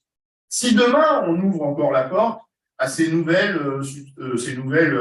solutions génétiques, c'est une menace supplémentaire pour ces écotypes que les paysans mettent en place depuis des décennies, voire des siècles, voire plus, parce que pour certains, c'est des ressources génétiques qui sont venues à nous au travers des millénaires. Et donc, cette menace que représente cette nouvelle solution génétique qu'on nous propose, c'est de faire disparaître, et je pèse mes mots, de façon irréversible, des ressources génétiques dont l'adaptabilité, l'adaptation est nettement plus redoutable, nettement plus efficace que le bidouillage de gènes. Est-ce que la réglementation de demain doit être l'artisane de ce genre de démarche-là? C'est une question très simple que je pose. Est-ce qu'on peut avancer sur ces solutions-là? Et tous les scientifiques, et le dernier rapport du GIEC en est encore une expression fondamentale, nous disent qu'il y a un caractère d'urgence. Il faut tout mettre en œuvre pour développer des logiques qui s'attaquent frontalement sur les sujets où nous avons rendez-vous avec l'histoire, sur le climat, sur la biodiversité, sur la santé. Et vous êtes en train d'imaginer probablement, j'espère que ce ne sera pas le cas, mais on a des soupçons quand même, de nous proposer d'assouplir une réglementation qui fait le chemin inverse de ce qu'on doit faire pour être au rendez-vous de l'histoire sur ces grands sujets-là.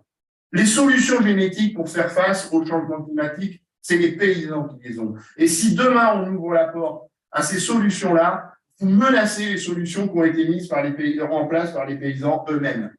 Sur la biodiversité, on parle toujours de la biodiversité sauvage, sauf que ces ressources génétiques, celles dont je viens de vous parler, sont aussi des ressources de biodiversité sur lesquelles nous devons nous appuyer pour demain être au rendez-vous de l'histoire sur le climat et sur la santé. Et le dernier sujet, c'est que les OGM, qu'ils soient anciens ou nouveaux, sont des OGM qui nécessitent l'usage des pesticides. Toutes les statistiques montrent que depuis qu'on a des OGM sur les zones où ils sont cultivés, on a amplifié la dépendance aux pesticides. Et donc, quand on parle de santé, l'usage de pesticides supplémentaires ne plaide pas dans le sens d'une protection de la santé et de la biodiversité, bien sûr, mais de la santé. Donc, soyons raisonnables. Nous devons être les garants de l'intérêt commun. Nous devons être les garants d'un avenir décent pour l'avenir des générations futures. Ce n'est pas en assouplissant une réglementation sur les OGM qu'on sera au rendez-vous de l'histoire sur ces sujets-là. Ce n'est pas en assouplissant une réglementation sur les OGM qu'on est les garants de l'intérêt commun. Donc voilà ce que j'avais à vous dire ce matin. Merci, M. Andrieux et M. Vito, pour ces interventions qui étaient un peu plus claires. Je pense à présent que la commission, les représentants de la commission ont eu beaucoup d'interpellations et de questions, donc on va les laisser évidemment s'exprimer. Nous avons donc aujourd'hui avec nous des représentants de 3 directions générales. Nous avons donc Madame Sanchez, qui est chef d'unité biotechnologie à la DG Santé. Nous avons Monsieur Jean Ferrière et Madame Aude Blanc de l'unité durabilité sociale à la DG Agri. Et Madame Paji Maner-Corpi de l'unité santé des plantes à la DG Santé également. Donc pour ce panel de réaction, nous avons un petit peu moins de temps que prévu, on a une petite demi-heure. Donc si je peux vous demander de garder une intervention entre 5 et 10 minutes si c'est possible. Et ensuite on pourra avoir une dernière réaction de la part de CVC. Donc je propose de commencer avec Madame Christensen. Merci beaucoup. Thank you very much. Good morning.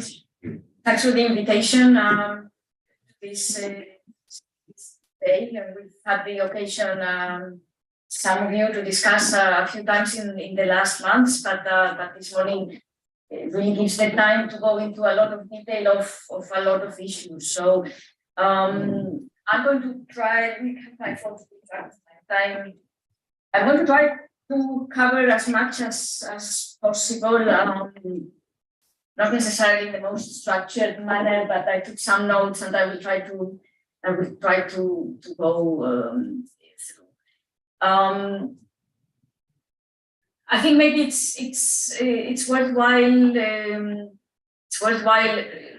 recalling a little bit what we are doing and why the Commission has planned to take this proposal on which we've been working for a while. First of all, because there have been so many repeated references to the announced deregulation. We have not announced a deregulation, or at least we probably then don't mean the same when we speak of deregulation, in the sense that this proposal is about defining the conditions for the release and the placing on the market of products from certain new techniques when used in plants. But under all options that we are considering, and I think those of you that have followed the initiative are aware of them, there is not an option where there wouldn't be a regulatory procedure for every NGT plant or food and feed product coming on the market. So it would always be a case-by-case procedure. So in this regard, this is not about completely exempting a technique or a collection of techniques or a collection of products and not having any kind of regulatory oversight. Of course, having said that, those of you that have participated so far in the discussion, you question any change to the current rules. We think, however, that exploring the conditions for the placing on the market of these plants and how to tailor requirements to different risks is justified on the basis of the scientific evidence. Now, there's no scientific consensus on this matter, probably on no matter. I'm a lawyer and I know, two lawyers, three opinions, and in science it's a little bit the same. But there is a clear, large body of scientific evidence, which I would say represents the majority of scientific bodies looking at these matters, to recognize that when you use certain of these new techniques, the results can be very different in terms of risk profiles. There's been a lot of discussion, in particular in the presentation of Jose Manuel, about the transgenics, and I want to make very clear, just in case there's any doubt, that we are not talking about transgenics in this initiative. If you use a new technique, say CRISPR-Cas, to produce a transgenic, that remains fully under the current GMO legislation. It will not be in the scope of our proposal. We are only looking at situations where there is no foreign material inserted or there's foreign material from a crossable species. This is why this debate has brought us close on many points to the issue of certain products could be obtained naturally or through conventional breeding, because it's genetic modifications which are done in the lab, obviously, but to achieve results that can happen conventionally. And in that regard, there is quite a body of work from EFSA already, and I want to come back to a couple of the issues raised in a minute, to acknowledge the diversity of risk profiles and to acknowledge that some of these products will have the same risk profile as conventional plants. Now, this is not fully new in the GMO area, and these products are GMOs. They fall under the definition of GMO. But already since the adoption of Directive 2001, already then it was decided that products of random mutagenesis, which are GMOs according to the definition, would not be subject to the requirements of the GMO legislation. So it's not that some of the discussions that are happening here are completely new even to our regulation. I do want to emphasize that EFSA has looked at unintended effects. I mean, I know there is some letter in response to, I think, an inquiry from possibly from one of the organizations represented here today, where they used such a sentence. But if you look at the opinions, the 2022 opinion on cisgenesis, the previous opinions on mutagenesis, there is discussion of unintended effects. There's a clear discussion about the fact that new genomic techniques do not entail specific risks to these techniques, and that in certain circumstances, in particular in the area of targeted mutagenesis, the off-target and unintended effects are less. So, and all of these opinions are underpinned by scientific literature, have taken into account the publications submitted in public consultation. So we are quite reassured of the work done by EFSA. So I just wanted to make clear, this is not about teaching the precautionary principle, but it's about trying to tailor the regulation to the specific characteristics of these techniques. I wanted to say something about the issue of the detection method. Mr. Kassler, in particular, you were talking a little bit about it and arguing that there is always a detection method available. I mean, we base our work here on the conclusions of the European Union Reference Laboratory and the network of laboratories in the member states. They issued a report in March 2019 on plants, and they concluded that some products of these techniques, they can be detected, the genetic modification can be detected. That's not the point. The point is it cannot be established through the analytical method that that modification happened through a genetic modification technique. We have asked the network of laboratories to update that report with the latest scientific evidence, and it should be published in the next few weeks. And we built on that. We need to consider this when regulating. It does not mean that we are not interested in detection methods if they become available. And you might be aware that in the current Horizon Europe Work Program, there is a specific call detection methods for NGTs. So if there's applicants coming forward with projects, we will be funding under Horizon detection method research. Which takes me a little bit to the issue of patents.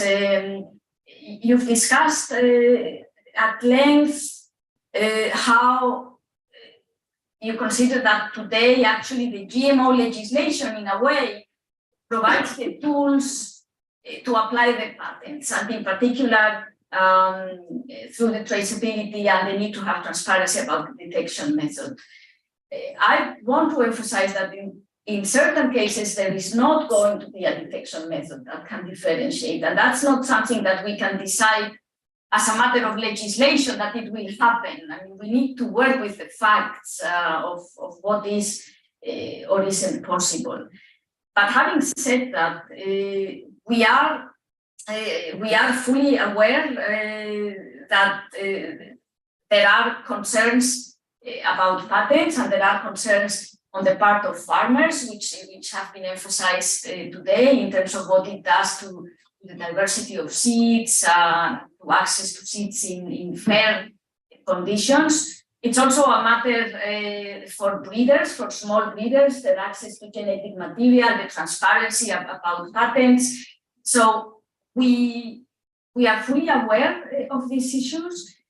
You know, in ECBC that we have embarked on a discussion on this with DG Grow, and we've had a couple of joint meetings with you and with them, and we are discussing these issues internally in the Commission to fully explore them and to be able to determine what response should be given. We have clarified a few times that this legal proposal on new genomic techniques does not regulate patents, and I can only reiterate that, but it does not mean that the Commission is not willing to look into the patent issue, and both the colleagues in DG Agri and us are involved in discussion with our colleagues in DG Grow on that matter. I won't go into the details of patent issues. I'm not a patent expert, and it's really not for me. Then we've had a discussion on impact on other sectors, and in particular the impact on the organic sector.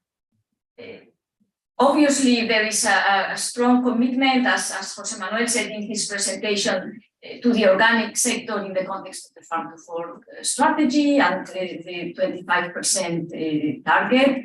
And I've heard in a number of the presentations terms like in this proposal is an attack. This is really not the way we see it, and not the way we design it, and not the way we aim.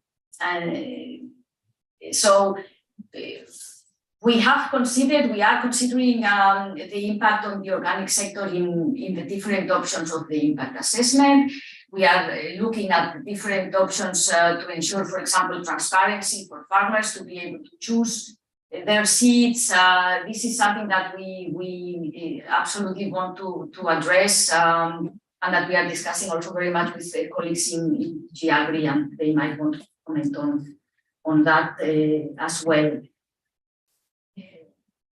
I appreciated very much the presentation from Jose Manuel to remind us very clearly and passionately about the importance of the work of farmers. Indeed, our food starts in the farms, not in the factories.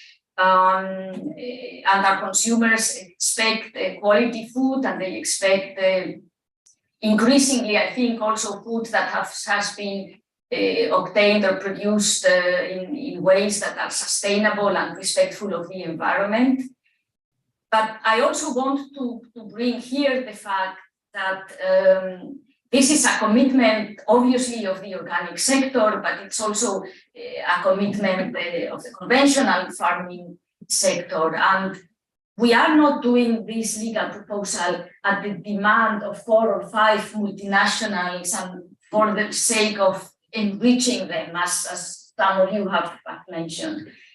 There is a strong demand for these techniques to be available and accessible, and these demands come not just from the big biotech industry, they come not just from breeders, big and small, they come also from many farmers. And this is linked to the fact that the techniques can be used, of course, alongside many other interventions to help us in the transition to a more sustainable or resilient system. Now, many of you have mentioned these are promises, the products are not yet there. That's true, the products are only starting to come. I think we are going to see quite a few very quickly in other third countries, because there's quite a few products in near market stage. But in any case, even in the absence of NGP products, I think we all are aware of the role of plant breeding to bring improved varieties. And the kind of uses, for example, of targeted mutagenesis, there is a strong demand from breeders and from farmers who have not been demanding transgenics, who are not particularly interested in GMOs, but that in the same way that they've had random mutagenesis in their toolbox for 20 years, they want to have targeted mutagenesis in their toolbox because it's more precise, it can achieve further results and so forth. And this takes me also to a point that a few of you have raised in relation to the patents and the risks of concentration and just having the seeds market in the hands of a few. I think we also need to take into account the regulatory framework for the placing on the market of new genomic techniques in terms of its impact on whether it's accessible for small breeders and not just for big ones.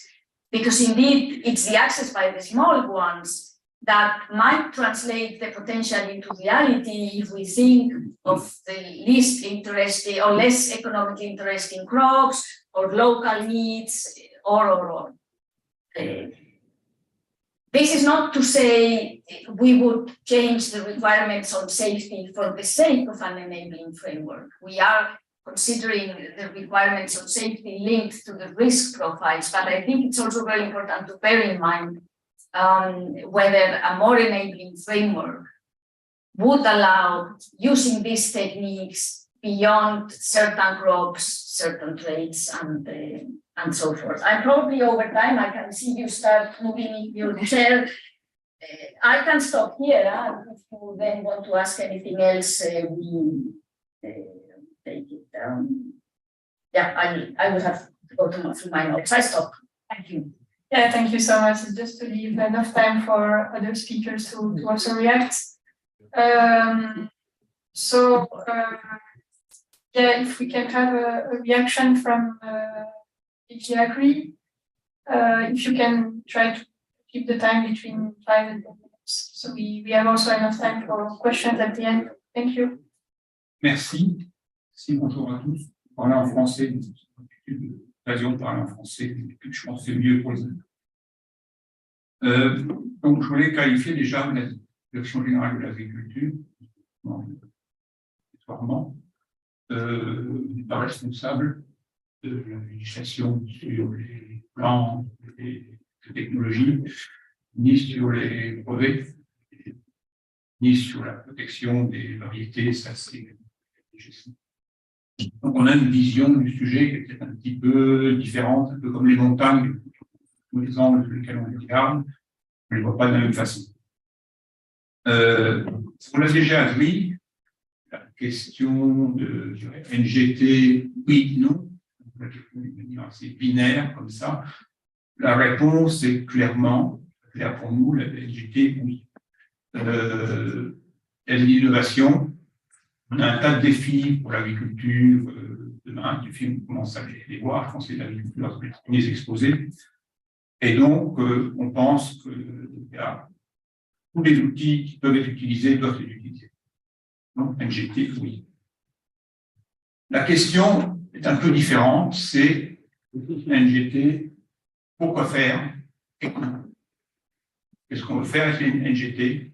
Comment on les introduit? Peut-être pour illustrer un peu le propos, je vais prendre un exemple qui était dans la presse récemment. On apprenait qu'il y a des variétés de pommes de terre et de blé NGT qui sont détransformées pour produire une teneur en acrylamide. L'acrylamide, c'est un composé cancérogène qui apparaît lors de la transformation des aliments. Terre et également le blé, etc. Le pain, les viennoiseries, les biscuits. Ce produit étant cancérogène, l'approche appliquée au niveau de sécurité des aliments, c'est ce qu'on appelle ALARA, as low as reasonably achievable. Donc c'est aussi bas que possible. On a des seuils, on demande à l'industrie d'avoir des process qui réduisent effectivement l'exposition à ces produits cancérogènes avérés. Là, quand on regarde l'avis de l'EFSA, on nous dit quand même que le produit est cancérogène, mais on ne sait pas bien si ça a un effet sur la santé des consommateurs, l'exposition, et génère des cancers ou pas. L'American Cancer Association a à peu près les mêmes conclusions. Donc, on a un problème, c'est que le produit est cancérogène, on ne sait pas bien ce qu'il fait sur la santé. Et ce qu'on sait, c'est qu'on a des produits qui vont permettre de baisser effectivement ces teneurs d'acrylamide dans les produits transformés, les produits fruits, les chips, etc. Et donc, allons-y. On fait des essais en plein champ actuellement. Si les essais sont un succès, peut-être qu'ils le sont, je ne sais pas. L'idée, c'est bien évidemment de permettre de baisser ces seuils d'acceptation, de réduire l'exposition des consommateurs à des produits qui sont cancérogènes. Je pense que là, il n'y a rien à dire. C'est souhaitable. Un détail près, c'est que quand on va baisser ces seuils réglementaires, si le seuil réglementaire tombe à un niveau qui est fermé effectivement à ces seules variétés produites par NGT et potentiellement protégées par un brevet de réaliser ce seuil, bien automatiquement, on a créé un monopole. La personne qui a développé cette variété, qui a des brevets dessus, aura le monopole des pommes de terre, plutôt des pommes de terre. Le même raisonnement sur le blé, même si la teneur des problèmes de l'acrylamide dans les problèmes des céréales, les céréales sont moins importants. Donc le résultat de ça, c'est qu'en fait, on traite un problème, on n'est pas absolument certain que c'est un problème, on investit de l'argent, parce que la recherche demande aussi des investissements, pour arriver à une solution qui peut résulter à une situation de monopole. Donc pour la DG Agri, la question qui se pose, c'est comment on va introduire le CNGT. Et effectivement, le problème des brevets est une inquiétude. Et pourquoi faire Plutôt des références au récent rapport du GIEC, le IPCC en anglais, International Panel for Climate Change. Il n'y a rien de nouveau, c'est un rapport de consolidation, mais on voit bien que dans les 20 ans, 30 ans à venir, il va y avoir des soucis. On dit 20 ans, 30 ans à venir, ça veut dire que tous les gens dans la salle, à 2-3 sélections près, seront toujours là. Pas de très bonne nouvelle. Donc, de notre perspective, les brevets, il faut être très prudent, il faut être effectivement regarder ce qui se passe, et avoir un regard large, parce qu'il y a effectivement un risque de création de monopole. Et deuxièmement, pourquoi faire? Et donc, ces technologies, si on doit travailler dessus, ça devrait être pour traiter des problèmes importants, les problèmes de changement climatique, de biodiversité, etc. J'ajouterais à ça que, préparant cette réunion, parce que j'ai essayé de pousser un petit peu, mine de rien, j'ai regardé des vidéos qui sont un peu des comptes rendus d'un colloque récent tenu en France, organisé par l'interprofession des semences françaises, le CEMARI. Il y a des tables rondes avec des entreprises semencières. Et j'ai été surpris d'entendre le président d'un semencier français, un RAGT, pour pas le nommer, une société d'une taille déjà importante, une grosse PME, plusieurs centaines d'employés, qui travaille au niveau européen, qui déclarait que lui, il aimerait bien travailler avec les NGT, mais voilà, c'est l'accès à la technologie est prohibitif. Il mentionne plusieurs millions d'euros pour simplement avoir travaillé. Il dit, par exemple, de travailler sur des protéagineux, c'est le business model ne fonctionne pas. Embêtant parce que on cherche au niveau de l'agriculture, au niveau de la politique agricole, à promouvoir la diversification des cultures et à promouvoir ce genre de culture. Protéagineux, c'est quand même quelque chose qui intéresse l'immédiat et dans l'avenir. Ça produit des protéines pour les animaux, ça peut produire des protéines pour les humains, et ça a aussi un intérêt, c'est que ça fixe l'azote de l'air et ça produit des engrais pour rien. Rapidement, sans émission de gaz à effet de serre et sans gaz. Et donc, si on ne peut pas travailler sur ces variétés, sur ces plantes un peu marginales et un peu secondaires, parce que le coût d'entrée est trop important, il y a un problème. Donc voilà, la question pour la vie, c'est pas oui ou non, c'est comment et pourquoi faire. Et ça, je pense que c'est un peu dossier, il y a des discussions, et c'est partie des discussions qu'on a avec nos collègues de la DG Santé et de la DG Eau sur les brevets, le profil intellectuel. Je pense que le sujet devrait être abordé dans le lac. Voilà, je vous remercie.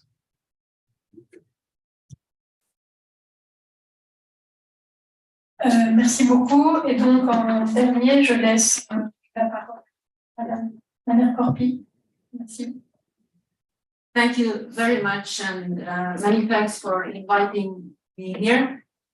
We have heard a lot about NGTs, and I'm responsible for legislation that it's more about market access of seeds produced by all kinds of techniques, not only NGTs, but conventional techniques, traditional selection and crossing, etc. So this legislation is about two pillars. It's about variety registration and then seed certification. Seed certification was set up 100 years ago to prevent that stones were sold to the farmers. So this legislation is really a consumer-farmer protection law to make sure that farmers get food of good quality, the right identity, it's healthy seed and good quality seed. So this is the basic principles.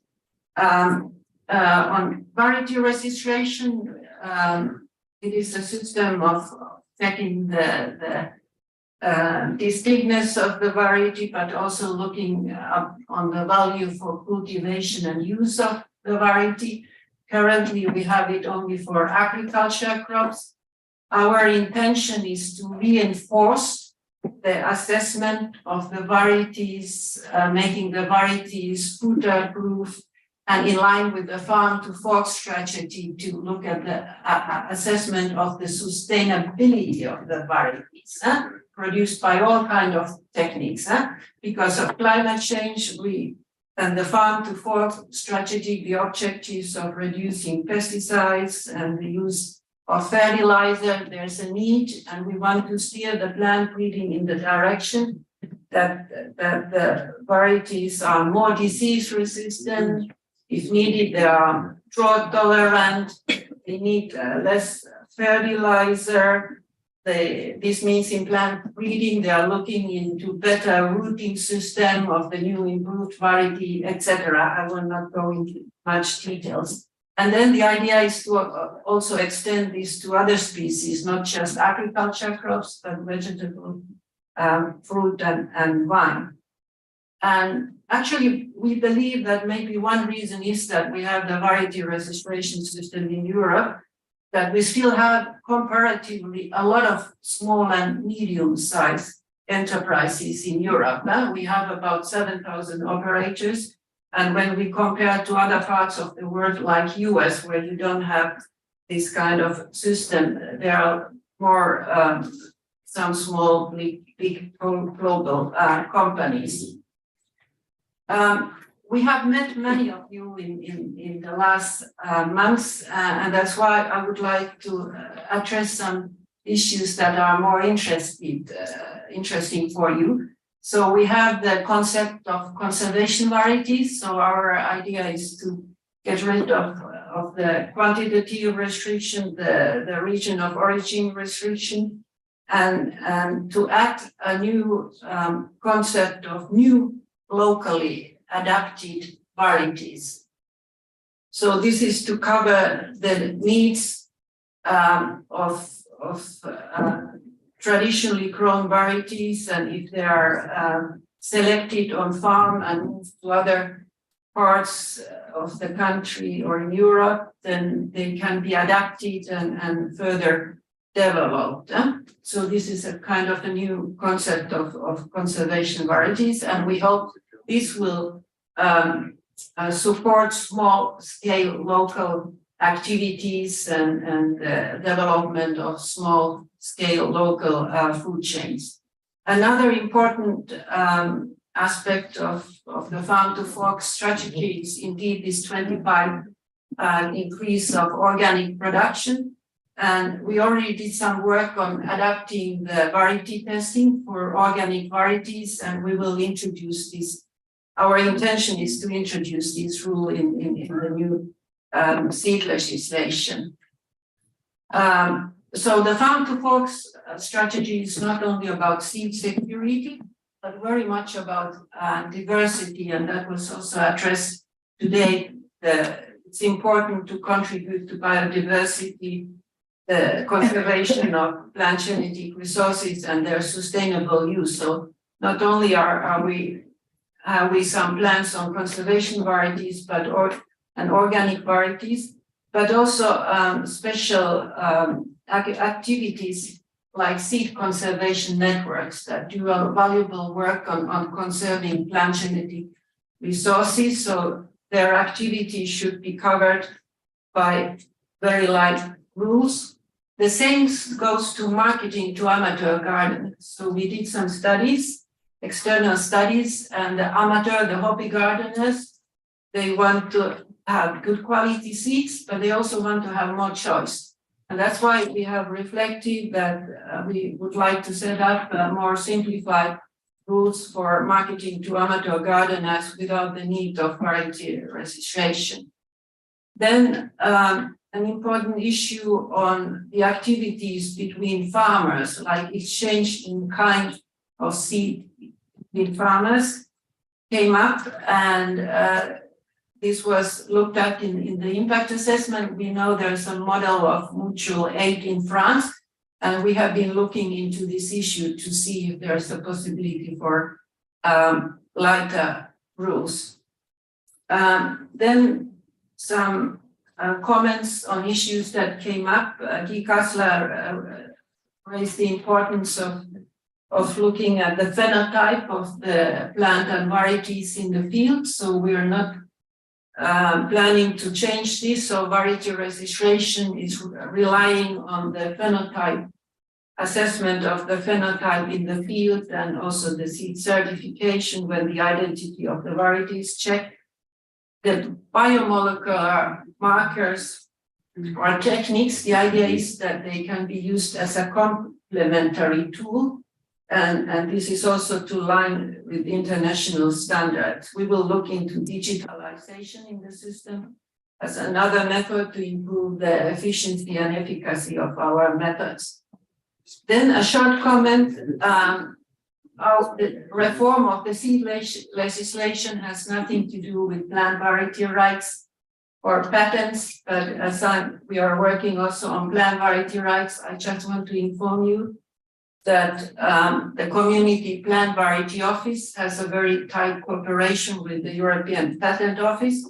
They exchange a lot, and they are explaining the art of plant breeding, and the Commission some 5-7 years back became by the guidelines on the implementation of the biotech directive in relation to essential biological processes and the products derived from, and this led to the situation that the European Patent Office took this up. So we are very much following the developments as regards the patent application. I will stop here. Thank you. Merci beaucoup pour toutes vos interventions, et j'aimerais qu'on ait une dernière intervention, commentaire de la part du CDC. Je peux faire ça.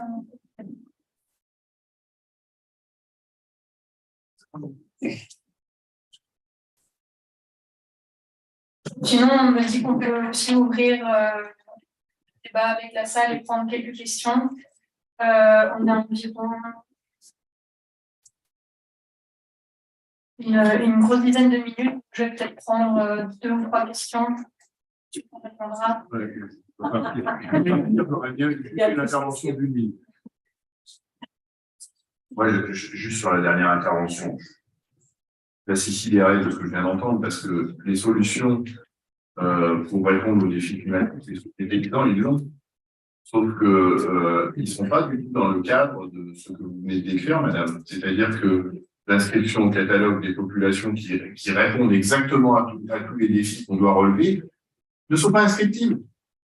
Distinction, homogénéité, stabilité. Les populations qui fonctionnent sont tous sauf distinctes, sont tous sauf stables, sont tous sauf homogènes. Et donc, ce que vous faites, vous ne répondez pas aux attentes des paysans, vous ne répondez pas aux défis climatiques, aux défis de la biodiversité, vous répondez aux attentes des fermes semencières qui sont dans une approche mercantile, mais en aucun cas dans une approche de souveraineté alimentaire. Je vous remercie, Marie.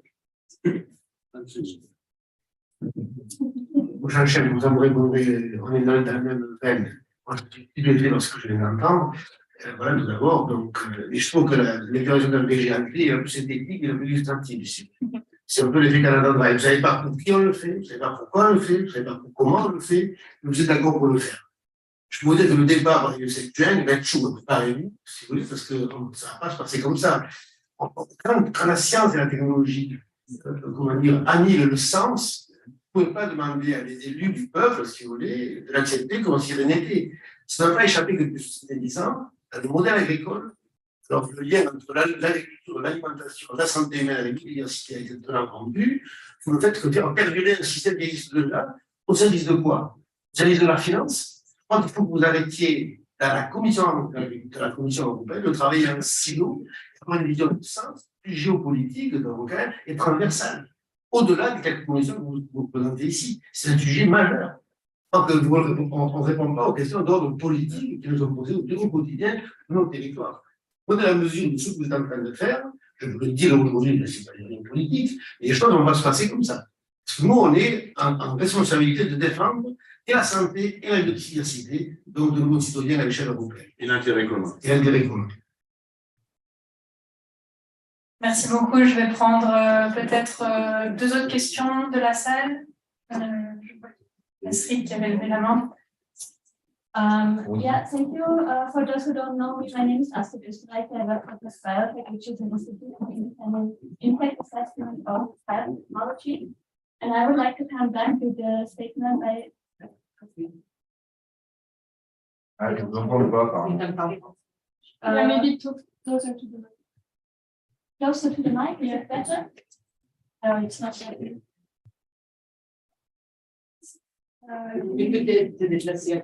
Maybe use. Doesn't work. Is this one working? Okay, wonderful, thank you. For those who don't know me, my name is Astrid Österreich. I work for Biotech, which is an institute for independent impact assessment of biotechnology. And I would like to come back to the statement by Mrs. Sacristan Sanchez on risk assessment of new genomic techniques. For the moment, we have a legislation in Europe which provides risk assessment of GMOs and looks at both intended and unintended genetic effects. And we are worried that with the proposal that you are currently preparing, the unintended genetic effects would not properly be looked at. You mentioned that you would still provide a case-by-case regulatory procedure, but this does not mean that we would have risk assessment in all cases. You mentioned that in case that foreign material is inserted, risk assessment would still apply. But what about all the other cases which represent the majority of NGT applications currently in the pipeline or under development? If we do not have risk assessment as currently foreseen under GMO regulation for those NGTs, we risk to oversee unintended genetic effects that can give rise to serious risks for environment and health. An example is the cowhide horns, where genes were accidentally inserted that can confer resistance to antibiotics. Another example is the wheat, which was mentioned by Mr. Ferrier, which is currently being developed in Great Britain to lower the acrylamide in the final product. But here, if you look at the study, you will see that unintentionally there was also a trade-off, because this wheat is less able to germinate than normal wheat. So these unintended effects necessarily need to be looked at. And for me, it's not satisfying to say that EFSA has already looked at them. We have it black and white from EFSA, where they state that they have not been mandated to look at it. And for me, it is not satisfying either to hear that the majority of science would, well, that there is something like a majority of science. This is not how scientific evidence works. If you have some scientific evidence, and we have sent it all to you, that shows that there can be unintended effects which are different from conventional breeding, because NGTs are a much more powerful technology, then you should be evaluating them. And you should not just close the eyes and say that, well, something that should not exist does not exist, because then we think that there is a political agenda behind not wanting to look at these unintended genetic effects. Thank you. Merci. Je vais prendre une dernière question. Désolée, je ne sais pas qui avait levé la main en premier. Je pense que dans le fond de la salle, peut-être. Désolée, il y aura un moment de discussion après la conférence si vous avez encore d'autres questions, mais là, je ne peux pas prendre de questions. Merci. I'll be very quick. Can you hear me? Sorry, can you hear me? My name is Kathleen Garnett. I'm doing a PhD at Wageningen University on the effect of radical new innovations on the environment. So GMOs is a very interesting example of a radical new breeding technique which is untested. I've also looked at the effects of patents in particular on the environment and biodiversity. So if you want any information on patents, you can always come to me because I understand it pretty well. And you all said in the commission, I don't understand it. So what I wanted to ask you was that you have recognized that there is scientific uncertainty with regard to the unintended effects of this new technology. So can you confirm to us today that the precautionary principle will form a part of any new regulation? Because failure to include it could be going against the general principles of the primary treaties, where the precautionary principle is a general principle. It is a protected principle that you as EU regulators are obliged to include in your regulation. Thank you very much. Merci beaucoup. Donc, je pense qu'on peut laisser un petit moment de représentant de la commission présente pour ces questions. Il y a eu plusieurs questions sur les effets non intentionnels. Si vous pouvez éventuellement répondre de manière brève, commencer par donner la parole à Madame Sanchez. Thank you. I will start maybe with the second question because it kind of frames the question from Astrid as well. Yes, of course, we are aware of the precautionary principle and there is no intention at all to abandon application of this principle. As you say, it's not up to us. And I think we have been making these choices as we went along. You know, you were mentioning the hornless cattle. We decided very deliberately to start with plants. We do not think we are anywhere close to the stage of scientific evidence on the safety of animals obtained with NGTs to embark on a policy action. That's also part of the precautionary principle. So the answer to your question is yes. Now, coming to the more concrete question on the issue of safety, absolutely, the GMO legislation looks at intended and unintended effects, and what it tries to ascertain is whether a plant or other organism, but let's say these plants today, obtained through genetic modification techniques, is as safe as a conventional counterpart, both in terms of intended and unintended effects. And this remains our guiding principle. So I cannot now go into the details of exactly how the proposal is going to look, but certainly the purpose is to have a system where every NGT plant or food and feed product obtained, we have mechanisms to be reassured that it is as safe as a conventional counterpart. So that's the general gist of it. When I was referring to the fact that there is what I call as a majority scientific view on the safety profile of NGTs, I didn't want to suggest at all that evidence is ignored. And I mean, you are certainly suppliers, if I might use this word, of a lot of reports in the context of EFSA public consultations onto us.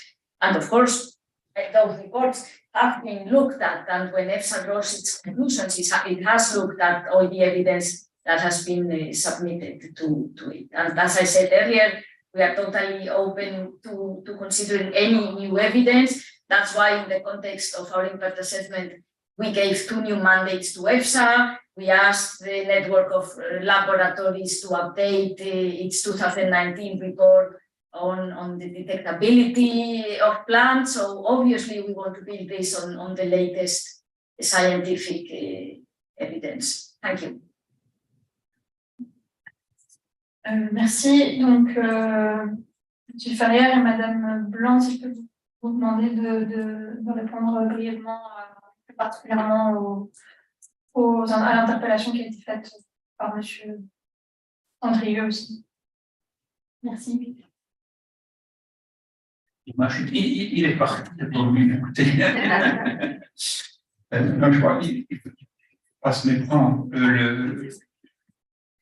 La DG Agri, comme je l'ai dit, on est très clair.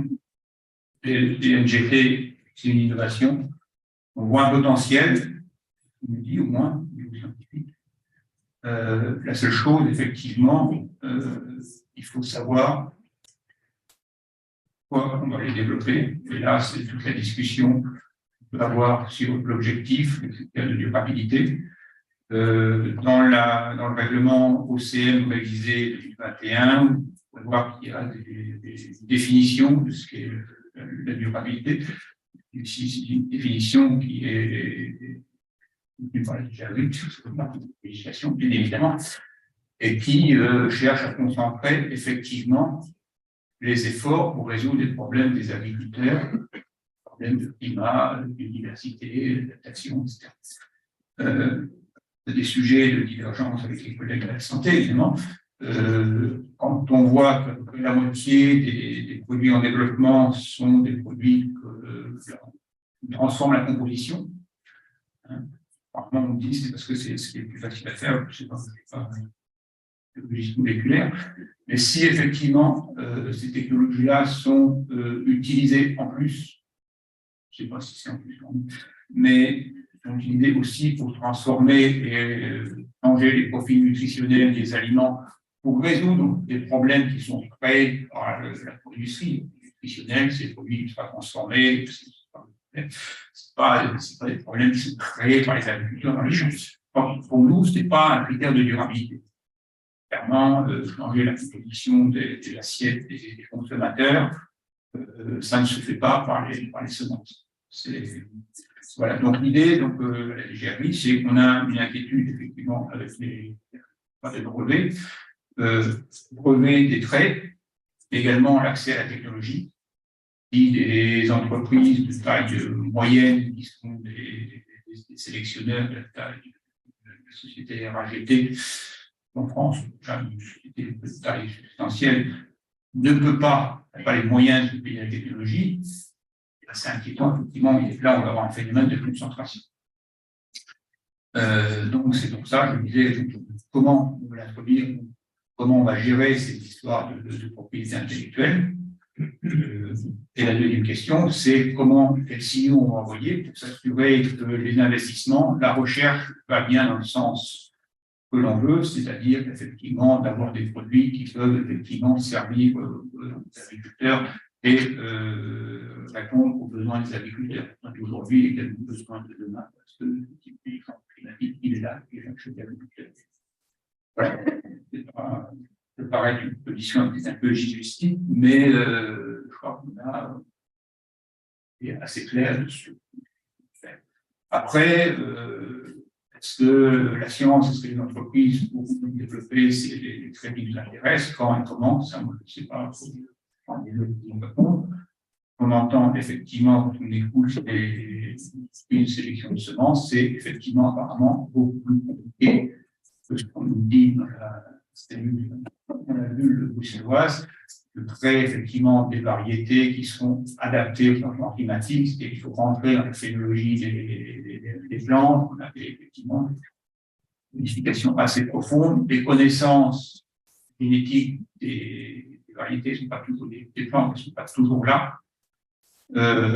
Également, après, on a souvent fait des effets sur le rendement, etc., au tir des sélectionnés. Donc, là, effectivement, il y a des questions, on dit quelque chose sur des technologies de rupture. Je crois qu'il faut ouvrir les yeux. S'il y a le potentiel, il faut l'utiliser. On ne peut pas se permettre de fermer les portes d'innovation. On ne peut pas dire non plus résumer toutes les innovations au NGT, des tas d'autres innovations. Je dis souvent, il y a un domaine où on innove énormément, c'est chez les agriculteurs biologiques. Par contre, effectivement, en parlons. Donc, toutes ces innovations sont bonnes à prendre si ça permet de répondre à des problèmes des agriculteurs et de servir les biens de la société. La question derrière ça, effectivement, c'est une question extrêmement complexe, c'est est-ce que les innovations les plus rentables sont aussi les plus utiles pour la société et vice-versa. Là, on rentre en discussion philosophique.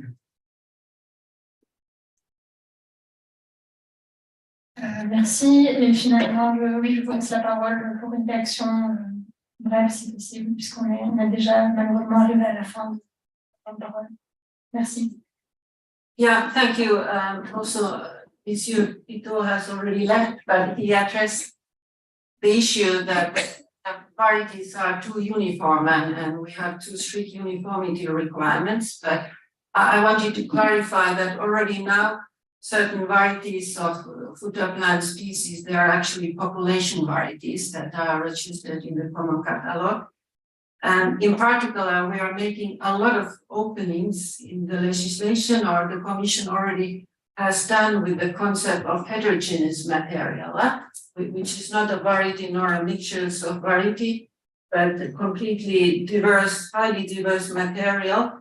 And the benefit of such a material is that it can better adapt. And there is quite some founded research that this kind of very diverse material could be more disease resistant, or when there are extreme weather conditions, that it can survive those. And the rules have been adopted under the organic regulation, and our idea is to introduce also the possibility for non-organic heterogeneous material. Then I already highlighted our plans on conservation varieties. So just to make clear, the idea is to have no testing for organic, for conservation varieties. So there are no uniformity requirements for conservation varieties. And then I already mentioned also for organic varieties, there will be the adapted variety testing requirements. Thank you.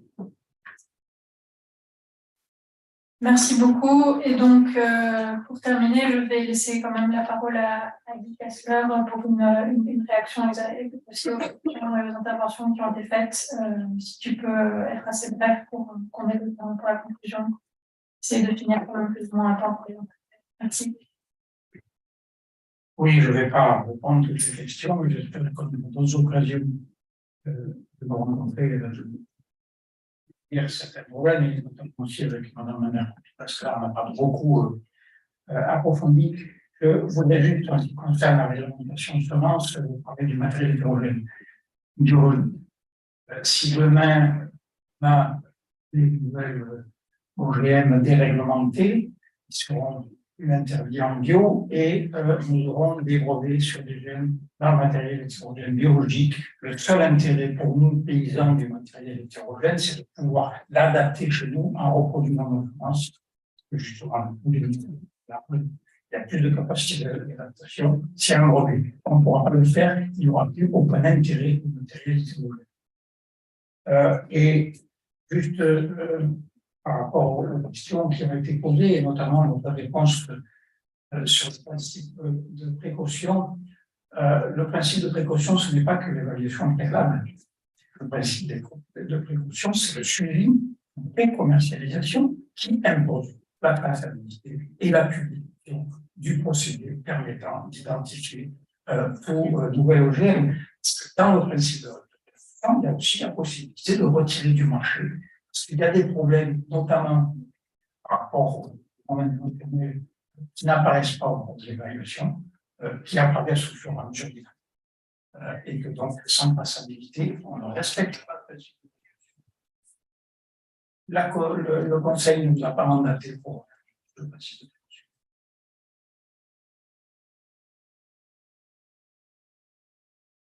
Merci beaucoup, Guy. Et du coup, pour la conclusion, je passe la parole à Madame Alessandra Turco, qui est membre du comité de coordination du CVC et paysanne en Italie. Si tu peux nous faire une conclusion entre 5 et 10 minutes. Merci beaucoup. Bueno, yo soy Alessandra Turco, soy campesina en Italia. Normalmente estoy pie de campo, como aprendí a decir de José Manuel hace muy poco. Pero estoy aquí hoy porque necesitamos hablar de nuestros derechos. Entonces vamos ingresando en cuestiones de derechos y en cuestiones científicas, porque son las que impactan en nuestra capacidad como productoras y productores de alimentos de poder seguir haciendo nuestro trabajo. Entonces, de poder afirmar los principios de soberanía alimentaria, de soberanía en las semillas, como estaban diciendo nuestros parlamentarios.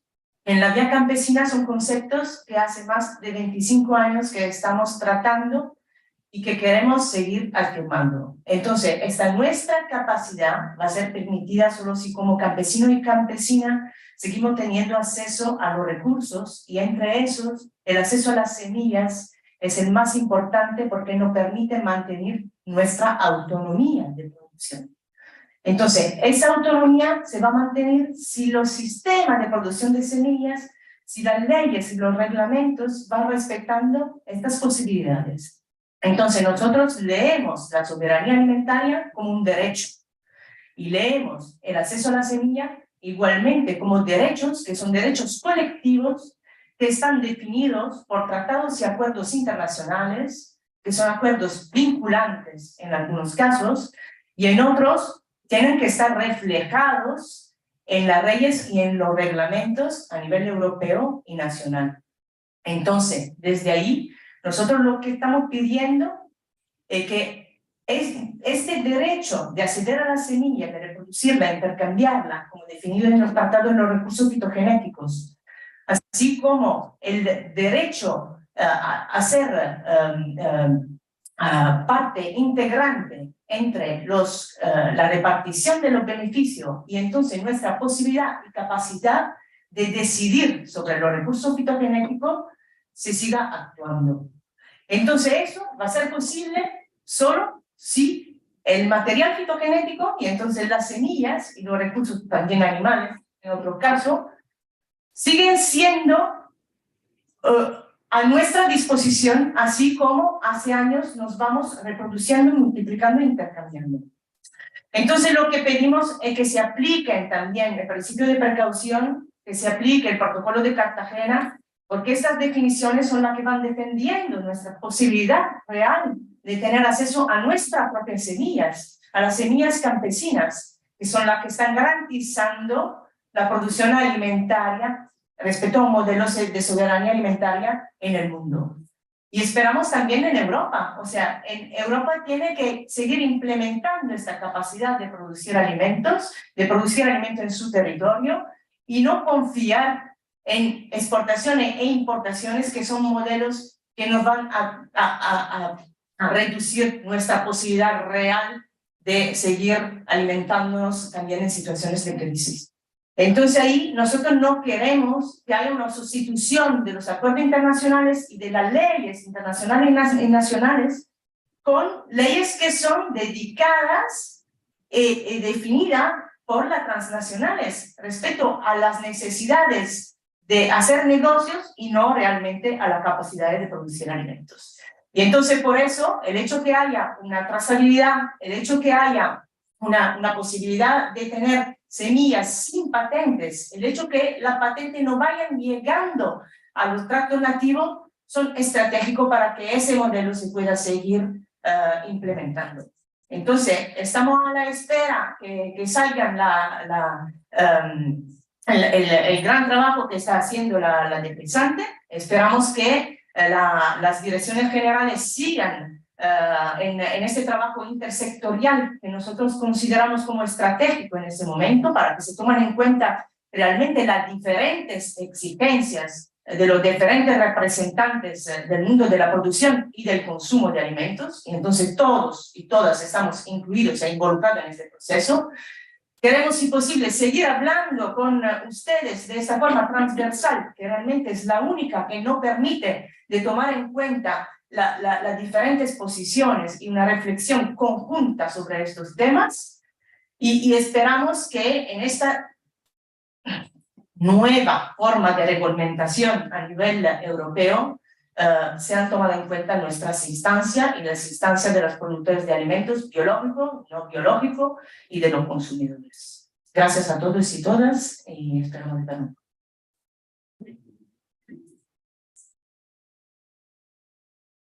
Merci beaucoup Alessandra. Donc on va s'arrêter là puisqu'on a plus le temps. Je voudrais remercier les interprètes pour leur travail et pour avoir aussi fait 10 minutes de plus. Merci beaucoup. Merci à tous les participants en présentiel et en ligne. Je sais qu'il y a eu beaucoup de questions aussi en ligne. On n'a malheureusement pas eu le temps d'y répondre, mais on peut éventuellement les collecter et essayer d'y répondre et éventuellement les transmettre également aux représentants de la Commission européenne qui sont présents. Nous avons